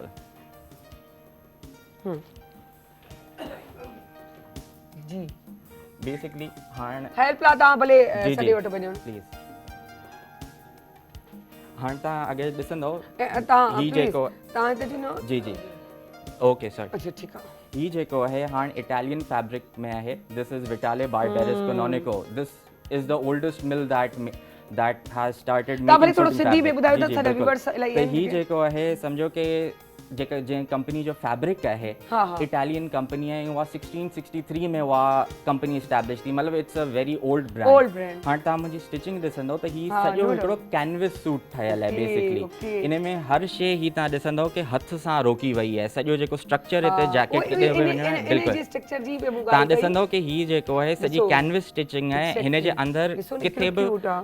जेको आहे ऐं ही मूं वरी इटालियन थीम ते ठाहियो Exactly। इटालियन फैब्रिक आहे त तव्हां ॾिसंदव त ही फ्लैग ऑफ इटली जे हिसाब सां ही ठहियल आहे अगरि जे आउं तव्हांखे हिकिड़ो ॿियो सूट ॾेखारियां त हिन में तव्हां अगरि जे डिटेलिंग ॾिसंदव त हिन में वरी मूं सिल्वर सां हिन खे थोरो प्लेफुल मूं ठाहियो त यू कैन सी के मूं हिन में 2 कांच ॾिना आहिनि हिन में एंड इन में पिंक ऐं पर्पल जी शेड सां ॾिनो अथऊं अच्छा इन में असां मज़ो इहो आहे जो इन में अंदरि बि हिकु लुक आहे त माना बिल्कुलु। जेको हलंदे बटण न बंदि कजे न हलजे त ॾाढो सुठो पियो लॻंदो आहे ऐं आउं ॿिनि शयुनि ते थोरो एम्फसाइज़ कंदुमि ॿिनि शयुनि ते तव्हां ॾिसंदव कि ही हर शइ हथ जी ठहियल जो माना छा आहे उन जो मतिलबु इहो आहे कि हिन जे अंदरि जेको स्ट्रक्चर ॾिनो वियो आहे उहो सॼो हथ सां रोकियो वियो आहे इहो ठहंदो ई घोड़े जे पुछ जे वार ऐं कॉटन सां आहे जेको हिन जे अंदरि लपो लॻल आहे बाक़ी आम तौर ते 99.99999% एंड इट गोज़ ऑन उहे पॉलिएस्टर जो लपो हणंदा आहिनि ग्लू कंदा आहिनि मूं सॼो हथ सां रोकियो आहे हिनखे तंहिंजे करे 110 कलाक था लॻनि ऐं तव्हां इन मां अंदाज़ो लॻो ही जेको काज आहिनि ही सॼा सचा काज आहिनि ऐं ही हर केरु ठाहींदो कोन्हे ही हथ जा काज आहिनि ही काज ठाहिण में ई जहिड़ो कि 1.5 ॾींहुं लॻी वेंदो आहे असांजे माण्हू खे ही ॾिसजो ही ॾिसो ऐं इन अंदरां ॾिसो यार वाकई ज़बरदस्त वाकई रियल जेकॾहिं तव्हांखे हिकिड़ो आउं डिफरेंट ॾेखारे सघां त हाणे तव्हां हीअ ॾिसंदव ही वरी असांजे ग्रीन जे शेड में अचे हिन में वरी मूं प्रिंटेड लाइनिंग हई आहे ऐं मुंहिंजा जेके बटन्स आहिनि उहे ही मदर ऑफ पर्ल जा बटन्स आहिनि यू कैन सी ठीकु आहे जी जी अच्छा ऐं हा ज़बरदस्त यार ॾाढो अच्छा नेक्स्ट बिल्कुलु असां चवंदासीं त असल में टाइमिंग जी बि हूंदी आहे असां वटि पर इहो असां चओ था तव्हांजी सभु शइ ॾेखारिजे सुठी लॻे तव्हांखे ख़बर पए ही मूं हिकिड़ी कैजुअल सेमी फॉर्मल जैकेट ठाही आहे हिन में मूं पैच पॉकेट्स ॾिना आहिनि केॾो सुठो पियो लॻे सम्झो कि हिकिड़ी डिटेलिंग आहे सॼी ही अगरि जे मूं वटि को क्लाइंट ईंदो आहे त I give them around 2.5 hours to up to 3 hours as well उन में फैब्रिक सिलेक्शन थींदी आहे ऐं हर हिकु शइ असां डिज़ाइन कंदा आहियूं कि बाबा लपेल तव्हांजी कीअं हुअणु खपे तव्हांजा पॉकेट्स केतिरा हुअणु खपनि तव्हांजा हिते बटण केतिरा हुअणु खपनि कहिड़ा बटण हुअणु खपनि तव्हांजो अस्तर अंदरि सिल्क कहिड़े क़िस्म जो हुअणु खपे त 2.5 खां 3 कलाक आउं जेको आहे हर क्लाइंट खे ॾींदो आहियां या आउं अपॉइंटमेंट्स ओनली सां कंदो आहियां त तव्हांखे हिकिड़ी शइ आउं ॿुधायां कि जेके ब्राइडल ड्रेसिस तव्हां ॾिठियूं आहिनि जेतिरी महिनत उन में थी लॻे जेतिरो टाइम उन में थो लॻे ओतिरो हिन हिकिड़े सूट में थो लॻे मूंखे सुठो पियो लॻे माशाअल्लाह ज़बरदस्त ऐं वरी त इहो ऑरेंज ओहो वाओ बिल्कुलु इहो कॉन्ट्रास्ट सां ॾिनो आहे एंड आउं तव्हांखे अगरि जे ही जेको आहे ही बि हिकिड़ी मूं कैजुअल जैकेट बिल्कुलु ही सम्झो कि ही तव्हां समर्स जे हिसाब सां कलर्स जी ॻाल्हि कई त this is basically a summer jacket हिन में बि ही डिटेलिंग ही वरी डिटेलिंग अच्छा हिन में वरी मूं जेको आहे ही सॼो हथ सां इहो सम्झो कि हिकिड़ो बर्ड ठाहीसीं हिन में तव्हां ॾिसंदव कि सचा तव्हां त ख़बर अथव उहा यादि ताज़ा करे छॾी जेके माऊं जेके आहिनि न जी जी उहे पंहिंजे हथ सां जेके ठाहे ॾींदियूं हुयूं गुॾियूं हुयूं हीअ लॻे थो त ईअं अच्छा तव्हांखे हिकिड़ी मज़े जी शइ ॿुधायां कि ही जेको अस्तर रोकियो वियो आहे ही हर शइ हथ सां रोकी वई आहे या मशीन सां कोन्हे रोकी वई हिनखे बाक़ाइदा तुरपायुनि सां रोकी नफ़ासत सां काम सिलाई हणो या तुरपाई सां ही सॼो रोकियो वियो आहे ऐं तव्हांखे ही पंहिंजी अच्छा ॿी हिकिड़ी मेन शइ तव्हां ॾिसो कि असांजी जैकेट विल वे लेस देन 2.5 pounds एॾी हल्की आहे वाकई रियली कोई किलो बि वज़न कोन्हे हिन में त इन में बिल्कुलु किलो वज़न कोन हूंदो जेको आहे माशाअल्लाह क्वालिटी वारो हाणे तव्हां ही अगरि ॾिसंदव त ही सॼो जेको मूं ॻाल्हि कई पई ही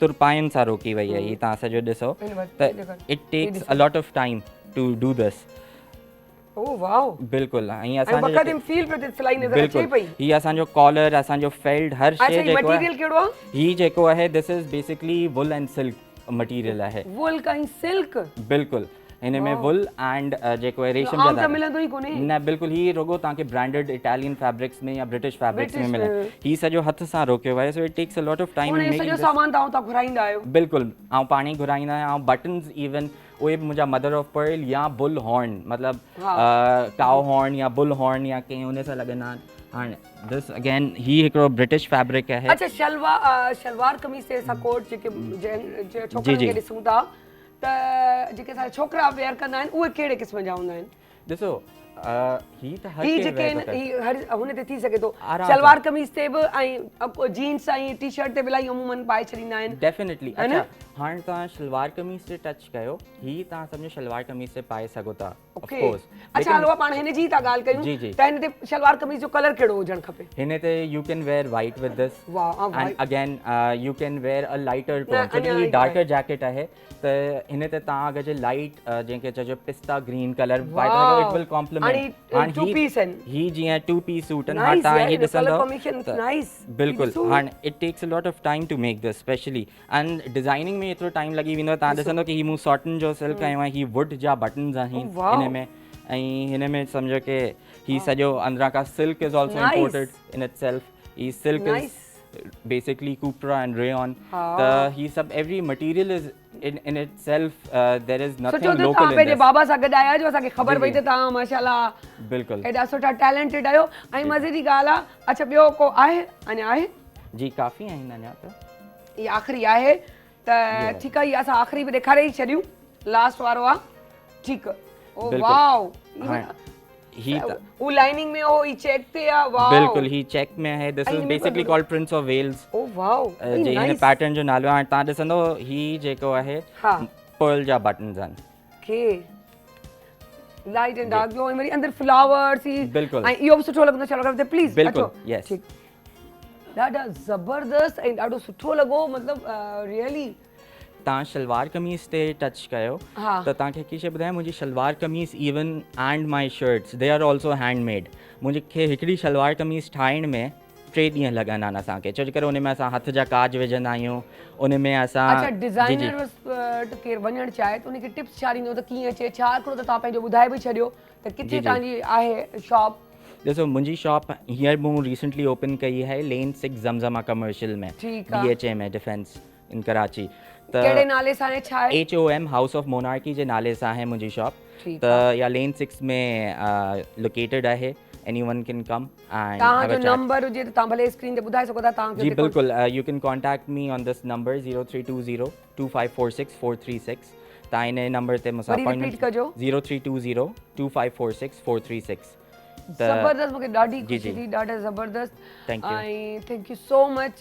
सैफ ऐं यंग टैलेंटेड असां त हमेशह ई चवंदा आहियूं त असां पंहिंजे प्रमोट कंदा आहियूं यंग टैलेंट खे पर असांखे एतिरो अंदाज़ो न हो त माशाल्लाह मटीरियल इज़ रियली गुड मूंखे आउं त साम्हूं पई ॾिसां ऐं मूंखे ॾाढो पियो वणे अट्रैक्टिव आहे प्यारो आहे हिकु बार ज़रूरु छो जो इंटरनेशनल लेवल जो कमु आहे तव्हांखे हुन ॿुधायो त मुंहिंजा टाइम्स केॾा था लॻनि उन खां पोइ मुंहिंजो टाइम अवर्स केॾा था लॻनि उन खां पोइ मुंहिंजो मटीरियल छा आहे किथां जो घुरायल आहे त इहे शयूं त काउंटेबल आहिनि न तव्हां हिकु बार ज़रूरु हिन जी शॉप ते वञो हिकिड़े बार जेके पाइण वारा आहिनि न ख़ासि तौर ते उहे ज़रूरु वञनि सो इहो त thank you so much Saif ऐं वॾियूं टैलेंटेड ई साई कंदे वरी नई सरप्राइज़ सां वापसि था अचूं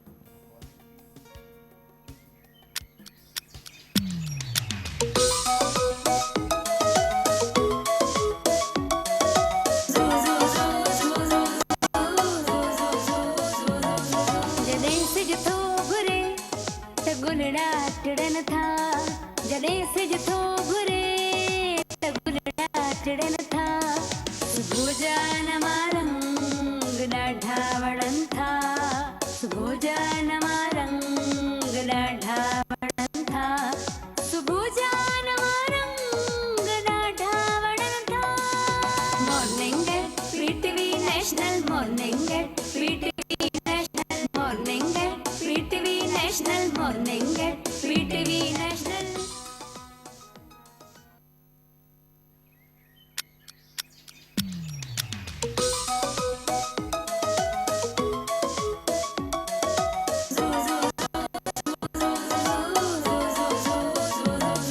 जॾहिं सिज थो घुरे त गुलड़ा टिड़न था जॾहिं सिज थो घुरे गुलड़ा चढ़न था सुभोजानमा रंग डाढावणन था सुभोजानमा रंग डाढावणन था सुभोजानमा रंग डाढावणन था morning PTV national morning PTV national morning PTV national morning PTV national welcome back. नंढी नंढी साई खणंदा वियासीं, वॾी साई सां वापसि अची विया आहियूं। ऐं असां वटि अॼु चयो न 58 सालगिरह आहे त उहे सीनियर्स, उहे ख़ूबसूरत आवाज़ूं, उहा ख़ूबसूरत अंदाज़, उहो ख़ूबसूरत ड्रेसिंग, हर शइ उहा ई वापसि खां बहारूं।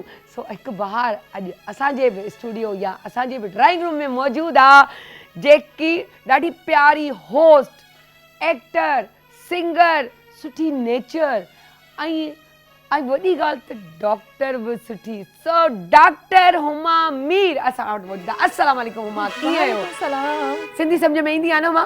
यस। अरे केॾे मज़े था चई यस। सो इहा क्वालिटी हूंदी आहे त जेको आहे हिकु सुठे एक्टर ऐं सुठे होस्ट ऐं सुठे इंसान जी। सो कीअं पियो लॻे हिते अची? देखिए जैसे सिंधी है, पंजाबी है Exactly. और हमारे पाकिस्तान की सारी जितनी ज़बानें हैं उन सब से मैं प्यार करती हूँ। इसमें कोई शक और मैं जैसे सिंधी इतनी रवा नहीं हूँ, लेकिन जाहिर है कि मैं सिंध में रहती हूँ, सिंधी हमने पढ़ी भी है एज अ सब्जेक्ट स्कूल में, तो मैं समझ में तो आता है यही चीज़। और वो जो दौर था पीटीवी का, जब वहाँ सिंधी उर्दू मिक्स ड्रामे बनते थे कि वो लहजा भी सिंधी का रखा जाता था उस ड्रामे में, उर्दू के अंदर। बहुत सारे ऐसे ड्रामे हैं, छोटी सी दुनिया है, दीवारें हैं और जंगल, बहुत ऐसे ड्रामे बने हैं। और जैसे मैं सॉन्ग्स भी अब करती हूँ, तो सिंधी में गाना किया मैंने हो जमालो, जो बड़ा मशहूर फोक सॉन्ग है। अरे वाह, तो जबरदस्त। जो सिंध की हमारी धरती है, ये सूफिया कराम की धरती है और मैं बहुत अक़ीदत रखती हूँ। तो इस मिट्टी में एक खुशबू है, वफ़ा की खुशबू है, मोहब्बत की खुशबू है। नहीं तो एक मज़ा ही अपना। हाँ। सो अच्छा 58 जो है एनिवर्सरी का स्टार्ट हो चुका है और माशाल्लाह लाजमी बात है, जब हम आ रहे हैं हमें पता चल रहा है हमारी बर्थडे आ रही है तो हम बड़ी तैयारियां कर रहे होते हैं। और ये भी वो जगह है जहाँ से सबने नाम कमाया, पहचान कमाई अपनी। तो यहाँ पर आपको आज आकर के उसी हफ्ते में आना कैसा फील हो रहा है? बहुत अच्छा लग रहा है क्योंकि मेरी तो ज़िंदगी पीटीवी के साथ ही गुजरी, यहीं कॉरिडोर्स में, यहीं मेकअप रूम में, इसी वार्डरोब, इन्हीं स्टूडियोज़ में हम रिकॉर्डिंग करवा के और प्रोग्राम्स में पार्टिसिपेट करके यहाँ तक पहुँचे हैं। और बहुत छोटी सी थी मैं जब से टेलीविज़न पर आती हूँ। मेरे फादर भी आते थे, करंट अफेयर्स के प्रोग्राम्स करते थे डेली। जी हाँ, बस तो वो माहौल मिला, घर मिला। जी हाँ, तो वो सारा एटमॉस्फेयर वही, तो लादी वहाँ से कहाँ से दिल हटे। हाँ बिल्कुल। तो बहुत अच्छा लगता है, मैं जब भी पीटीवी आती हूँ, it's just like my second home. तो मुझे एक तो एक सेंस ऑफ ओनरशिप भी है। मुझे लगता है कि मेरा अपना चैनल है, मेरी अपनी कोई जगह है, मेरा अपना इंस्टीट्यूशन है पीटीवी। अच्छा, चाइल्ड स्टार से आपने स्टार्ट किया, याद है कौन वो पहला ड्रामा जिसने उसका नाम? जी, बहुत सारे ड्रामे किए। मेरा नाम मंगू हमीद काश्मीरी साहब का ड्रामा था और उसमें अजरा शेरवानी, इशरत हाशमी, बहरोज सब्जवारी, काजी वाजिद साहब। और उसमें जब मंगू की जो छोटी बहन का रोल मैंने किया, उसके बाद चमन अपार्टमेंट्स, बहादुर अली, जो बच्चों के प्रोग्राम्स पहले बहुत आते थे, बच्चों के ड्रामे आते थे, तो उनमें मैंने। और बहादुर अली तो बड़ा मकबूल प्रोग्राम था, जो अंदर से भी आवाज़ आ रही है इस चीज़ की। जी हाँ, तो वो बच्चों के लिए ड्रामे बनते थे, बच्चों के म्यूज़िक प्रोग्राम्स होते थे सुहेल राना के, उसमें हम आते थे। और मोना सिस्टर, बेंजामिन सिस्टर्स, ये वो दौर, ये गाने में जब मैं आती थी तो उसमें वो रक्षंदा होती थी, ज़ेबा, अफशा अहमद होती थी। हाँ, अफशा अहमद भी पाकिस्तान का बहुत अच्छा और सुहेल राना पाकिस्तान के एक ऐसे अजीम म्यूजिशियन, मौसीकार, कंपोज़र हैं जिन्होंने ऐसा नाता खूबसूरत तरीन गीत दिए हैं इस धरती को। और उनके जो फिल्मों के गीत हैं बहुत ज़बरदस्त, जैसे अकेले ना जाना उन्हीं के कॉम्पोजिशन है, कितना प्यारा है। बहुत हिट था। जी हाँ, आज तक भी हिट है। बहुत सारे लोगों को उन्होंने म्यूज़िक सिखाया और अब टोरंटो में होते हैं वो, कनाडा में, अरसे दराज से। तो मैं बहुत एडमायरर हूँ उनकी। सोहेल राना साहब सोहेल राना तो माशाल्लाह लगे यहाँ सिखाने वाले उसके स्टूडेंट्स इतने हैं, पूरे पाकिस्तान में फैले हुए हैं उसके स्टूडेंट्स, तो ये तो बड़ी बात है, हमारे लिए ऑनरेबल बात है। और सर हम चाहेंगे कि पाकिस्तान प्लीज़ वापस आ जाए ताकि आपको हम फिर कैप्चर करें और हमारी शो में आपको बुलाएं। सो हुमा इतनी फील्ड्स पे काम किया और यूँ तो नहीं कहेंगे मुश्किल, जब हम सोच लेते हैं हमें कुछ करना है तो मैं नहीं समझती, क्योंकि आपकी पर्सनैलिटी से ही नहीं लग रहा कि आपके लिए कुछ भी मुश्किल होगा, कि बस करना है तो फिर करना है। तो लेकिन मज़ा किस में ज़्यादा आया कि होस्टिंग, आप डॉक्टर भी हैं, आप होस्ट भी हैं, आप एक्टर भी हैं, आप एंकर भी हैं, तो ये किस तरह? जी, सब में मुझे मज़ा आता है क्योंकि ये सब आर्ट की फॉर्म्स हैं। एग्जैक्टली, क्योंकि म्यूज़िक है या ड्रामा है या स्टेज है, एक्टिंग है, ये सब आर्ट की फॉर्म्स हैं और मुझे मज़ा आता है, इसीलिए मैं इसमें काम करती हूँ। और अभी मैं जब आप पीटीवी की 58th एनिवर्सरी की बात करी थी, शुरू में आप जब सिंधी में इंट्रोडक्शन दे रही थी तो आप बाहर का जिक्र कर रही थी, और बाहर से मुझे जो है वो शाह साईं का एक शेर याद आ गया, अगर आपकी इजाज़त हो तो मैं सुनाऊँ। बिल्कुल। माण्हू सभना सोहणा, अरे वाह, पखी सभना हंज, पर के माण्हू मंझ अचे बुह बहार बहार जी। वाह मां वाह, दिल खुश करे छॾियो मां, वाह वाह वाह। इहो अथव पीटीवी जो वो प्यार, उहा ख़ूबसूरती, उहा सीनियरिटी जेकी बहारूं उन्हनि में, मतलब बस फिर इस बात में तो मैं कहूँगी आप मुझसे वो बात शेयरिंग करें जो अभी तक याद हो पीटीवी की, कि सब मिलते थे, ये पूरा रौनकें लगी हुई थी। अब इंशाल्लाह फिर से दोबारा शुरू भी हो गई हैं, ऐसी बात नहीं है कि नहीं, लेकिन वो फिर दोबारा से बहारें आ रही हैं, क्योंकि अभी भी हमारे बहुत सारे एमडी हैं, डीएमडी हैं, डीपी हैं, सब आए तो हम लोगों ने, सब ने कहा कि सर हमें बहारें वापस चाहिए। हमारे सारे एक्टर्स थे, सब ने कहा सर हमें बहारें वापस, कहते चलो शुरू कर दो जो करना है। तो ये उनका ऑनरेबल बात है कि उन्होंने हमारी बात रखी, इज्जत दी कि ये प्रोग्राम भी शुरू हुआ और अब स्टार्ट हो चुका है। बहुत ही एक्चुअली अब इतने सारे चैनल हैं, but PTV it's like a mother institution of all the channels, mother of all channels, क्योंकि यहीं से लोग सारे फिर बाद में दूसरे चैनल्स पे गए हैं, और जो प्रोग्राम्स पीटीवी के थे अब उसी फॉर्मेट को लेके बनते हैं। जैसे कसौटी एक प्रोग्राम आता था जिसमें कुरैशपुर साहब थे और इफ्तिखार आरिफ और उबैदुल्ला बेग साहब। तो अब अच्छा, ये दो प्रोग्राम होते थे, एक सिंधी में होता था और एक उर्दू में हुआ करता था पीटीवी पे, ये दो प्रोग्राम होते हैं। जी हाँ, तो सिंधी के तो बहुत मशहूर प्रोग्राम्स हैं, परख है, रोशन तारा है, शाम पूरे ट्रांसमिशन शाम में होती थी और हम देखते थे, तो बहुत ही अच्छा था। लेकिन मैं उस सबकी बात कर रही हूँ कि जैसे सोहेल राना का प्रोग्राम है या उसी फॉर्मेट को लेके फिर लोग बना रहे हैं ना, नए आइडियाज़ नहीं आ रहे। बट अब पीटीवी जो जो मंबा है जहाँ से ये चीज़ें शुरू हुई, तो वो दोबारा से रिवाइव करने की ज़रूरत है। और एक जो चीज़ जिसकी बहुत ज़रूरत है वो है ज़बान बयान की फसाहत और बलागत, क्योंकि बड़े बड़े नामवर जय्यद लिखने वाले जो हैं, स्कॉलर्स जो हैं, वो पाकिस्तान टेलीविज़न से वाबस्ता रहे, लिखते रहे। अब अदीनुल हुदा शाह ने बहुत ज़बरदस्त सीरियल लिखे, बहुत अरसे से नहीं लिख रही हैं। तो अब जैसे बजिया तो अब इस दुनिया से चली गई, हसीना मोइन चली गई। हसीना मोइन के ड्रामे के लिए लोग तरसते थे, बजिया के ड्रामे, लेकिन जो लोग हयात हैं उनसे इस्तेफादा करें। जी हाँ, अब्दुल कादिर जोनी जो है माशाल्लाह, लाहौर में हमारे पास बहुत अच्छे, यूनुस जावेद साहब हयात हैं, उनसे लिखवाए जिन्होंने अंधेरा उजाला लिखा। अंधेरा उजाला। अब अशफाक साहब चले गए, बानो कुदसिया चली गई, हमीद काश्मीरी साहब चले गए। तो जाहिर है कि जो इस दुनिया में आया हमेशा तो रहेगा नहीं, कोई किसी चीज़ को सब बात नहीं, सबको जाना है। लेकिन फिर जो दूसरी जनरेशन आए उसमें से भी तो कुछ ऐसे लोग आए कि जो वाकई उस पाए के हों, उस कैलिबर के हों, कि कंटेंट बहुत ज़रूरी है, अदरवाइज आपका वो ड्रामा वो ग्रिप नहीं पकड़ता। अच्छा, लिखने पे बात चल रही है, आपने तो बुक्स भी लिखी, एक तलत हुसैन पर लिखी, उसकी बायोग्राफी पे, वो क्या कि तलत हुसैन ही क्यों, मतलब ऐसी क्या सोच थी कि बस दिल चाहा कि उन पे लिखा? असल में मैं पाकिस्तान का एक सबसे बड़ा अखबार है रोज़नामा जंग, उसके लिए मैं कॉलम लिखती हूँ पिछले 10-12 साल से, तो आर्ट एंड कल्चर पे लिखती हूँ। तो तलत साहब के लिए मैंने लिखा काफ़ी सारा, और फिर हमने सोचा कि इसको किताब की शक्ल दी जाए, क्योंकि इस वक्त जो हमारे सीनियर एक्टर्स हैं उसमें मेरे ख्याल है कि तलत साहब ही द सीनियर मोस्ट, जो कि यहाँ अल्लाह उनको लंबी ज़िंदगी दे, सेहत दे, ज़िंदगी दे, बहुत बड़े अदाकार हैं, बहुत बड़े एक्टर हैं। उनका जो सफ़र है वो रेडियो, टेलीविज़न, स्टेज सब तो वो डिज़र्व करते हैं मेरा ख्याल है। और एक पहली दफ़ा ऐसा हुआ कि किसी की ज़िंदगी में ही उसके लिए कुछ लिख दिया जाए, वरना बाद में याद करने से क्या फ़ायदा। ये बहुत अच्छी बात। तो तलत साहब वाज वेरी हैप्पी, उनकी फैमिली बहुत खुश थे कि आपने बहुत अच्छा किया कि उनके लिए ऐसा लिखा, और एक आर्टिस्ट ने एक आर्टिस्ट को ट्रिब्यूट दिया। तो मुस्तफ़ा कुरैशी साहब आए थे मेरी जब बुक लॉन्च हुई थी, तो वो कह रहे थे आप सबके लिए लिखे कि ये है तलत हुसैन, ये है मुस्तफ़ा कुरैशी, ये है कमाल अहमद रिजवी, तो सबके लिखे ताकि हमारे लिखी है तो पता चले को चाहिए कि हमारे लिए भी लिखे, तो मतलब लोगों को पता चले कि हाँ लोगों की बायोग्राफी। जैसे कमाल अहमद रिजवी साहब के मैं लिखना चाहती थी, मगर मेरी ट्रैवलिंग थी, फिर वो दुनिया से रुखसत हो गए। तो मैं कहती हूँ कि ये वो हमारे अनमोल लोग हैं कि जिनके बारे में जितना लिखें कम है, इसमें कोई शक नहीं।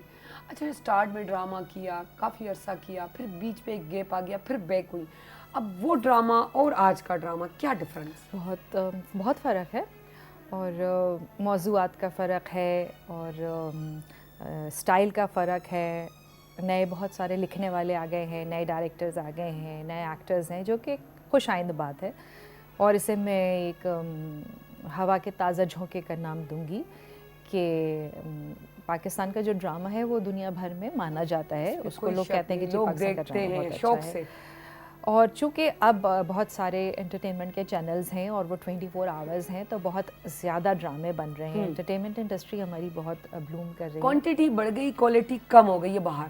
क्वांटिटी हमें सिर्फ पीटीवी पे मिली। By the passage of time I think कि वो भी हो जाएगा, लेकिन जैसे बजट है वो अब ज़्यादा होता है, पेमेंट्स ठीक हो रही हैं, आर्टिस्ट खुशहाल होते जा रहे हैं, राइटर्स होते जा रहे हैं, और वक्त कभी भी एक जैसा नहीं रहता है ना? असल चीज़ वही है। जी हाँ, वक्त जो है वो बहते पानी के मानंद है, तो ठहर नहीं सकता, चलता रहता है, बहता हुआ पानी है। और ये कि बेहतरी के लिए अगर चेंज हो तो अच्छा होता है। नहीं, बहुत अच्छी बात है, चेंज होना चाहिए। मैंने कहा क्वांटिटी बढ़ाने से अच्छा है क्वालिटी को बढ़ाना चाहिए। आप क्वांटिटी बढ़ाओ लेकिन क्वालिटी को कायम रखो। अगर क्वालिटी कायम रहती है ना तो वो चीज़ कभी भी रेफरेंसेस की बात है। जैसे पाकिस्तान टेलीविजन का कोई भी प्रोग्राम या कोई भी ड्रामा होता था, उसका एक बुनियादी पहलू होता था इस्लाह माशरा। एग्जैक्टली। अब इस्लाह माशरा अब वो चीज़ नहीं है, बाहर वो नहीं है, मतलब मेन ऑब्जेक्टिव शायद अब इस्लाह माशरा शायद नहीं रहा। हाँ,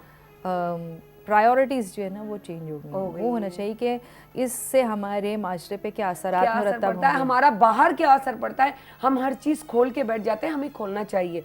लेकिन एक देखिए ना, अब हम सिंपल अगर बात करें, हम अपने घर में, हम माँ होती हैं, उनकी 5 बेटियाँ हैं, 4 बेटियाँ, जो भी, अगर उससे कोई गलती या कोई बात होती है तो माँ सिखाती है, माँ उसको जाके बाहर ख्वार नहीं करती कि मेरी बेटी ने ये गलती की है, ठीक है ना, उसको समझाती कि मेरी बेटी सही रहे।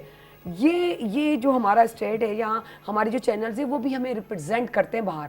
कोई भी हमें अपने एक बहुत अच्छी बात कि वहाँ कोई भी डिप्रेशन की बात नहीं करता कि ये हो गया, या जो भी छोटे चैनल्स को ले, सबसे पहले हमारे यहाँ के कोने में ये इसने इसका कत्ल कर दिया, इसने इसको मार दिया, इसने इस सियासतदान ऐसा है, फला ऐसा, इस एक्टर की ये बुराई है, इसकी ये अच्छाई है, इस सिंगर में ये बुराइयाँ हैं, ये तो यहाँ से उठाता यहाँ। भाई वो जीरो से भी उठा तो सही। आप मुझे बताओ कि आप जो लिख रहे हो आप क्या हो? आप तो वो जीरो भी नहीं हो। असल में तो ये चीज़ें नहीं होनी चाहिए ना। एक तो सोशल मीडिया पे लोग जो हैं वो जो दिल चाहे बस लिख बोल देते हैं। उसमें 2 पहलू हैं। एक तो आप बहैसियत एक जिम्मेदार शहरी के कोई भी चीज़ लिखते हुए, पोस्ट करते हुए इस बात का ख्याल रखें कि क्या आप ये जो लिख रहे हैं इससे किसी की दिल आज़ारी तो नहीं हो जाए। क्योंकि देखिए, आपका ताल्लुक किसी भी मज़हब से हो, आप किसी भी उससे हो, किसी पर बोहतान लगाना, किसी को अजियत देना, तो किसी भी माशरे में, किसी भी मज़हब में कहीं भी काबिल कबूल नहीं है। तो लोग जिसके बारे में जो दिल चाहे कह दिया, लिख दिया, जिससे बहुत नेगेटिव असरात पड़ते हैं, और आर्टिस्टों का दिल तो टूटता ही है, लेकिन ओवरऑल एक नेगेटिविटी बनती है जो गलत है। तो हमें एक तो अपने बच्चों को ये सिखाना चाहिए कि रिस्पेक्ट फॉर एवरीवन, इक्वालिटी सिखाना चाहिए कि हर आदमी की इज्जत है और कोई आपसे बड़ा या छोटा नहीं।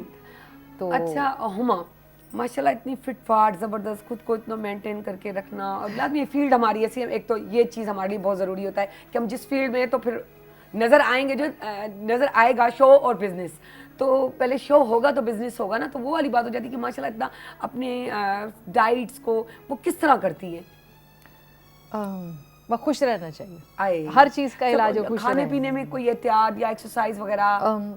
खाना वगैरह का ये कि मैं जैसे कोशिश करती हूँ बाजार की चीज़ें ना खाऊं, घर में। अवॉइड करूँ, हाँ, क्योंकि वो थोड़ी हाइजीन का मसला, हाइजीनिक नहीं होते हैं, तो ये है, इसीलिए हमने भी आपके बाकी जो है ना, मैं कहती हूँ अपने दिल को, अपने ख्यालात को, अपने वसी दिमाग रखना को चाहिए, खुश रखना चाहिए। पाक रखें, पॉजिटिव थिंकिंग रखें। वो आपकी खूबसूरती है, वो आपकी वो beauty आप है। एंटी एजिंग का कोई आपको फेशियल की ज़रूरत नहीं है, आपको कोई क्रीम की ज़रूरत नहीं है, आप इनर से अच्छे हो, पॉजिटिव हो, पॉजिटिविटी जो है दूसरे पर ट्रांसफ़र करते हो तो आप वैसे ही खूबसूरत हो जाते हो।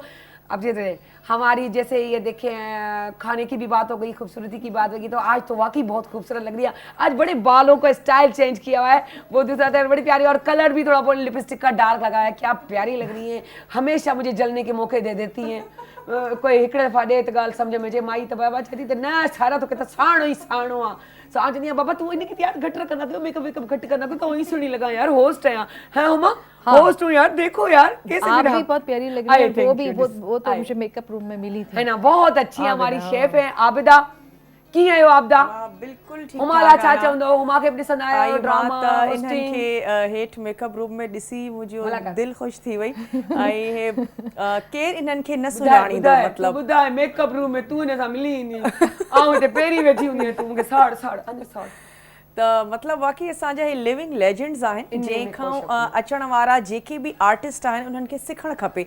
ऐं मां सम्झां थी सिखंदा बि हूंदा, यकीनन इन्हनि जा ड्रामा हणंदा हूंदा, इन्हनि जा शोज़ हणंदा हूंदा, हींअर बि इन्हनि जी बॉडी लैंग्वेज, इन्हनि जी अदायगी ऐं तमामु शयूं हो ऑब्ज़र्व हींअर बि कंदा हूंदा। बिल्कुल, त इनमें तो कोई शक वाकई कोन्हे। मां भी इन्हनि जी फ़ैन ही आहियां। ऐं बल्कि मैं ये वाकई कहना चाहूँगी, जैसे सायरा ने कहा कि उस वक्त आप जैसी लगती थी, यंग स्लिम बहुत ज़्यादा थी, लेकिन अभी भी माशाल्लाह आप अपने वैसे ही moment लग रही Thank हैं। you. तो कुछ टिप्स ज़रूर शेयर करें हम जैसे लोगों के लिए और देखने वालों के लिए कि- नहीं, आप माशाल्लाह बहुत, आपको देख के एक शेर याद आया जबरदस्त जबरदस्त। आपके लिए है, रंग पैराहन का, खुशबू जुल्फ लहराने का नाम, मौसम में गुल है तुम्हारे बाम पे आने का नाम। अरे क्या वाह, thank you so phase much. Ahmed बहुत अच्छी फेज़ लग रही का है, बहुत ये, प्यारी। वाह वाह वाह वाह वाह। और आपको मैं एक शाह साईं का, अरे यार पुछण जी ज़रूरत न आहे, हुमा तुंहिंजो पंहिंजो प्रोग्राम ही, असां तव्हां जे करे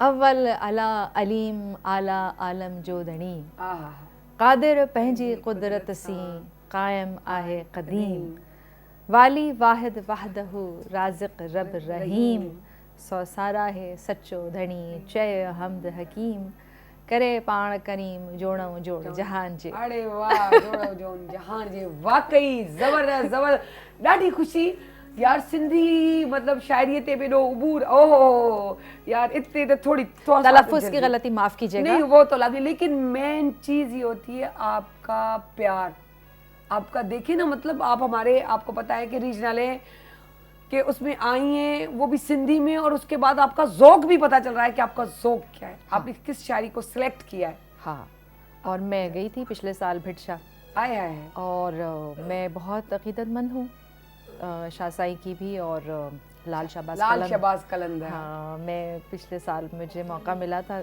जाने का दरगाह पे, तो बहुत ही मेरी एक कैफियत थी रूहानी क़ल्बी, तो मैं बहुत ही क़ल्बी लगाव रखती हूँ, अक़ीदत रखती हूँ। अच्छी बात है, होना भी चाहिए इंसान को, इतना डाउन टू अर्थ भी होना बहुत ज़रूरी है, तभी तो कामयाबी हम इंसान पाता है। पोइ आप छा पिया अॼु ठाहियो, असांखे ॿुधायो।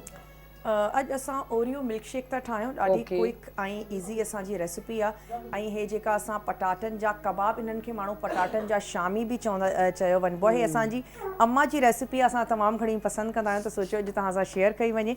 तमामु लिमिटेड इंग्रेडिएंट्स आहिनि, फूदनो, कारा मिर्च, सावा मिर्च ऐं लूणु, दैट्स इट। कोई हिन में बेदो न आहे, कोई ब्रेड क्रम्स न आहिनि, कुझु बि न आहिनि। पटाटा बॉइल करे हुन में खोड़ सारो फूदनो, अॼुकल्ह ॾाढो फ्रेश तमामु बहितरीनु आयल आहे, ऐं सावा मिर्च। चाहींदसि इहो ॿुधाइण खां पोइ तव्हां इहो बि ॿुधायो त हींअर जेके सीज़नल जेके आहिनि न सब्जियूं फ्रूट्स, उहे कहिड़ा आहिनि सियारे जे स्टार्ट वारा? हींअर खोड़ सारी जेका ग्रीन वेजिटेबल्स आहे न उहा असांखे नज़र ईंदी अरे आहे वाह। हर तरह जो साग नज़र अचे थो मेथी नज़र अचे थी साई थूम पली बि असांखे तव्हां नज़र अचे सेखारींदा। थी पली नज़र अचे थी वरी चणनि जो साग थी वियो अरे वाह वाह। मतिलबु खोड़ सारा बथवे जो साग आहे ऐं ॻोठा खोड़ बि सारा ईंदा। साग आहिनि केरु बि असांखे शकरकंदी ॻोठा जेको खाराईंदो असां बिल्कुलु दिलि सां खाईंदासीं तो उनजा टेस्ट ही पंहिंजा हूंदा आहिनि। हर अपने हाथ का अपना टेस्ट होता है। बिल्कुल इसमें कोई शक नहीं। हाणे हिन में ही पियो आहे ठीकु आहे। हे मां हिन में खीर थी ऐड कयां खंड ऑप्शनल आहे हूअं त बिस्किट्स बि मिठा हूंदा आहिनि ऐं ॿार तमामु घणो पसंदि कंदा आहिनि त मां हिन में ओरियो बिस्किट्स ऐड थी अरे कयां वाह। ऐं हिन में थोरी खंड शामिल कंदासीं त जीअं मिल्कशेक तमामु घणो यार मिठो बि न थिए वैरायटी जेको आहे न असांखे आपदा एॾी ज़बरदस्त ॿुधाईंदी वेंदी आहे जेके उहे शयूं पयूं हूंदियूं आहिनि पर असांखे सम्झ कोन हूंदी आहे। ईअं चओ त अकुल कोन हूंदो आहे उहो अकुल जेको आहे असांखे आबेदा ॾेई छॾींदी आहे।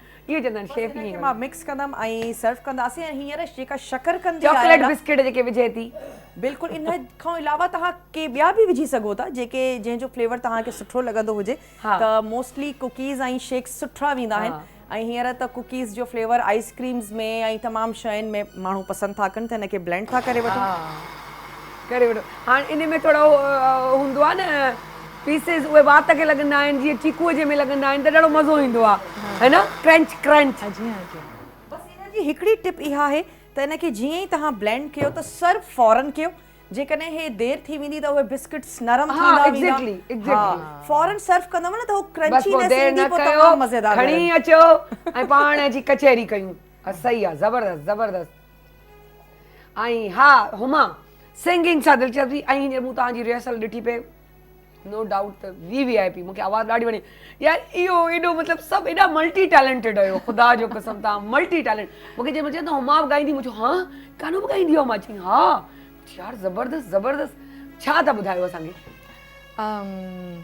नयरा नूर बड़ी हमारी अच्छी सिंगर हाल ही में अल्लाह उनकी मग़फ़िरत अल्लाह उनके मग़फ़िरत करे उन्होंने एक गाना गाया फिल्म आईना पाकिस्तान जो लक़ब आहे जी। तो उनका गाया हुआ एक गीत है जो फिल्म आईना रूठे हो तुम। अरे वाह इस पे गाऊं? हाँ हाँ बिल्कुल। तो माइक रॉबिन गॉस जेको आहे न जो उन कंपोज़र आहे हाँ सही सही।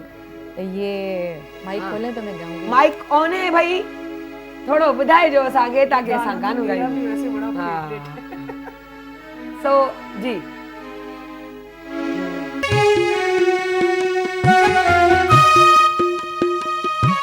ज़बरदस्त वाकई ॾाढो सुठो आवाज़ आहे ॾाढो सुठो मेरी दोस्त हुमा ख्वाजा जब प्रोग्राम में आई तो वो एक ही जुमला बार बार ॾाढो सुठो फिर हम कॉन्सर्ट में मिले तो वो भी मुझे देख रही है यार तुम्हारे मॉर्निंग शो में कह रहे थे ना ॾाढो सुठो ॾाढो तो हर चीज़ ॾाढो सुठो सो वाकई ॾाढो सुठो ॾाढो बहुत मज़ा आयो। अच्छा हींअर आर्ट्स काउंसिल जी जेकी हींअर म्यूजिकल इवेंट हो उन में भी होस्टिंग कयनि वाओ हुमा वो एक्सपीरियंस कैसा रहा आर्ट्स काउंसिल का आपके साथ जो आपने होस्टिंग भी की? जी मेरी वाबस्तगी है गुज़िश्ता कोई ओवर 2 decades। सो मैं वहाँ पे मुख्तलिफ ओहदों पे रही सर्व किया मैंने। तो arts council actually art and culture का लिटरेचर का एक ऐसा मरकज़ है जो मैं समझती हूँ कि पूरी दुनिया में पाकिस्तान का एक सॉफ्ट इमेज जो है उसको बेहतर करने में अपना किरदार अदा कर रहा है। वहाँ पर आलमी उर्दू कॉन्फ्रेंस होती है, अब कौमी सकाफ़ती कॉन्फ्रेंस होने वाली है। और थोड़ा सा उर्दू कॉन्फ्रेंस के बारे में ये बताऊँ कि फिर उसमें उर्दू ज़बान के दीगर ज़बानों से रिश्ते उस पर एक सेशन होता है बिल्कुल। और उसमें दुनिया भर से आते हैं मंदुबीन। गज़ल फेस्टिवल, म्यूज़िक फेस्टिवल, अभी 3 दिन म्यूज़िक फेस्टिवल हुआ है जिसमें पूरे पाकिस्तान से फ़नकार आए और सूफ़ी music, rock music, folk music, classical, तो वो सब रहा। अनप्लग गाया और इसी तरह से यूथ फेस्टिवल होते हैं, मशायरे होते हैं, आए दिन कुछ ना कुछ मतलब बहुत एक्टिविटी होती है। तो एक ऐसी जगह है, एक ऐसा प्लेटफॉर्म है जहाँ पर कोई भी टैलेंटेड शख्स अपने आप को बना सकता है। आर्ट काउंसिल जी हाँ। तो फिर लाजमी बात है वहाँ तो आर्ट ही आर्ट होगा और आर्ट ही आर्ट जा चेहरा बगुंदा। हाँ अच्छा होस्टिंग से बात आई तो बीच में एक मॉर्निंग शो हुआ था निजी चैनल पर आपने आमिर लियाकत के साथ किया था। हमारे पाकिस्तान के उनको भी जितने माशाल्लाह से लेजेंड अल्लाह उनको जन्नतुल फिरदौस में आला मुकाम दे और अल्लाह उनके लवाहिकीन को ख़ास तौर पे बच्चों को भी और अल्लाह हर उस बुराई से सबको बचाए जिस तकलीफ से वो थोड़े अरसे के लिए गुजरे, क्योंकि हमारे अच्छे दोस्त, अच्छे प्यारे भाइयों की तरह थे। सो उनके बारे में कुछ थोड़ी बातें आप यादें अपनी शेयर करें कि उस वक्त आपने किया तो। मॉर्निंग शो का एक्सपीरियंस मेरा बहुत अच्छा रहा, और जैसे कि मेरे मॉर्निंग शोज़ में जैसे उमूमन उस वक्त जब बहुत ज़्यादा मॉर्निंग शोज़ हो रहे थे तो हर मॉर्निंग शो में वही शादी ब्याह की रस्में और बहुत महंगे कपड़े, बहुत महंगा वो दिखा रहे थे। तो जैसे बुनियादी तौर पे मुझे ऐसा लगता है कि जब आप बहुत ज़्यादा ऐसी चीज़ दिखाते हैं तो आप बहुत ज़्यादा जब ख्वाब लोगों के बेचने लगते हैं टेलीविज़न पर, तो बहुत सारे लोग जो हैं वो हसरत भी उनके दिल में आती है। एग्जैक्टली। तो सोसाइटी को पैगाम क्या जा रहा है ना, तो मैं ये बात डिस्कस करती थी, मैं कहती थी कि मैं अगर मॉर्निंग शो करूँगी तो मेरा morning show Pakistani morning show लगना चाहिए जिसमें हर फिक्र की नुमाइंदगी होनी चाहिए। तो उसको लोग देखे तो सब ये समझे कि हाँ ये मैं मतलब I am part of it, वो लगे कि हाँ ये मेरे लिए है, ये मेरे लिए किसी ख़ास तबके के लिए ना हो। और हमें पूरे पाकिस्तान को देखना है कि हमारी पाकिस्तान की जो मासेस हैं, जो मेजॉरिटी है, वो क्या सोचती है, वो क्या देखना चाहती है। तो फिर मुझे खुशी है कि मैंने जो मेरा कंटेंट था वो इस बात का हमने ख्याल रखा और बहुत ही अच्छे से हमने किया। हमने शादी ब्याह की भी रस्में की, बट हमने क्या किया कि सिंप्लिसिटी, नॉलेज, बिल्कुल सिंप्लिसिटी, बिल्कुल वो नॉलेज आ गई ना उसमें। हाँ। कि आप जो है क्या दे रहे हो। मेन चीज़ अभी मैंने स्टार्ट में एक चीज़ कही थी क्योंकि मुझे मेरे दिमाग में थी, जो मैंने कहा कि पहले हम अपनी व्यूवरशिप देखें, हम देखें इसमें कोई शक नहीं कि अपना पीटीवी की चीज़ और उसकी व्यूवरशिप ना हो, ये नामुमकिन की जगह है, मुमकिन नहीं नामुमकिन। लेकिन ये चीज़ थी मेरे दिमाग में, हम हर चीज़ लाजमी आप वक्त के साथ चलते हो, जैसे आपने कहा था कि टाइम देखें, चेंजिंग्स देखें, तो वो चेंजिंग्स के साथ चलना पड़ता है, लेकिन उसका अल्टरनेट भी होना चाहिए कि अगर हमारे पास अभी थोड़ी पहले डिज़ाइनर आया तो वो जो क्वालिटी बता रहा था तो लाजमी वो हाई फाई थी, लेकिन अब ये नहीं, हमारे पाकिस्तान में हर कैटेगरी है, जो कैटेगरी अफोर्ड कर सकती है जाए, लेकिन जो नॉर्मल है वो किस तरह कर सकता है, उस चीज़ हमें समझानी है। खुश रहने के लिए आपको वो बहुत हाई फाई ज़रूरत नहीं है। मैं लोगों को ये समझाती हूँ कि जैसे मिसाल के तौर पर जब हम बच्चे थे तो इतना खुश रहते थे, हर बात में खुश हो रहे हैं, वो आइसक्रीम खरीदे खुश हो रहे हैं, कोई मेहमान आ गया बस खुश हो रहे हैं। एग्जैक्टली। एक वाइट शलवार अम्मी, एक white shalwar, black shalwar, brown shalwar, उसी के 3 दुपट्टे मैचिंग के और 100 शर्टें उस पे, रिश्तेदारों के घर जा रहे खुशी। बिल्कुल। और अभी आप मुझे बताएं, कोविड के 2 साल में मुझे बता दें आप कि आपने क्या ब्रांडेड कपड़े पहने, आपने क्या शो ऑफ किया, आपको कुछ भी नहीं कर यही था ना कि जिंदगी बच जाए, सुकून से गुजर जाए और हम लोग वापस। ये बड़ा आई ओपनिंग है। जिससे कोविड के ज़माने में मैं पाकिस्तान से बाहर थी जब कोविड पीक पे था और सब एयरलाइंस बंद हो गई थी, एयरपोर्ट्स बंद हो गए थे, तो उस वक्त मुझे लगा कि सबसे ज़्यादा ज़रूरी चीज़ जो है ना वो आपकी अपनी ज़िंदगी है, ज़िंदा रहने के लिए। और उस वक्त जो है आपको ना कहीं मेकअप करना है, ना आपको कोई कपड़े कोई बहुत ही आली शान महंगे पहन के कहीं जाना है, बस आपको ये देखना है, खौफ भी बहुत, स्टाइल हो, तरीका हो, बस होना चाहिए। खुश रहने के लिए ये सब ये चीज़ अच्छी बात है, खुश लिबासी अच्छी चीज़ है, अल्लाह ने दिया है तो आप खर्च भी करो, लेकिन उतना जितना ज़रूरत है, मयाना रवी। लेकिन लोगों को दिखाने के लिए अब जैसे हमारे क्या होता है कि शादी हो रही है तो भाई सबसे पहले लोगों को खर्चे की फिक्र होती है। ये इसके घर ढोलकी, उसके घर ढोलकी, आपके घर, मेरे घर, तेरे घर, उसमें खाना होगा, इसमें ये होगा, उसमें ये होगा, इतने जोड़े, उस क्या ये हुआ था मेरे यहाँ, अभी क्या होगा? नहीं कोई अफोर्ड कर सकते, कोई नहीं कर सकता। मैं तो कहती हूँ चाय बिस्किट पे भी ढोलकी हो जाती है अगर दिल बड़ा हो तो, दाल चावल पे भी हो जाएगी, लेकिन ये होगा कि भले छोटा घराना है लेकिन ये होता है प्यार, कि भाई मेरी इतनी हैसियत नहीं है, मैं जो मेरी हैसियत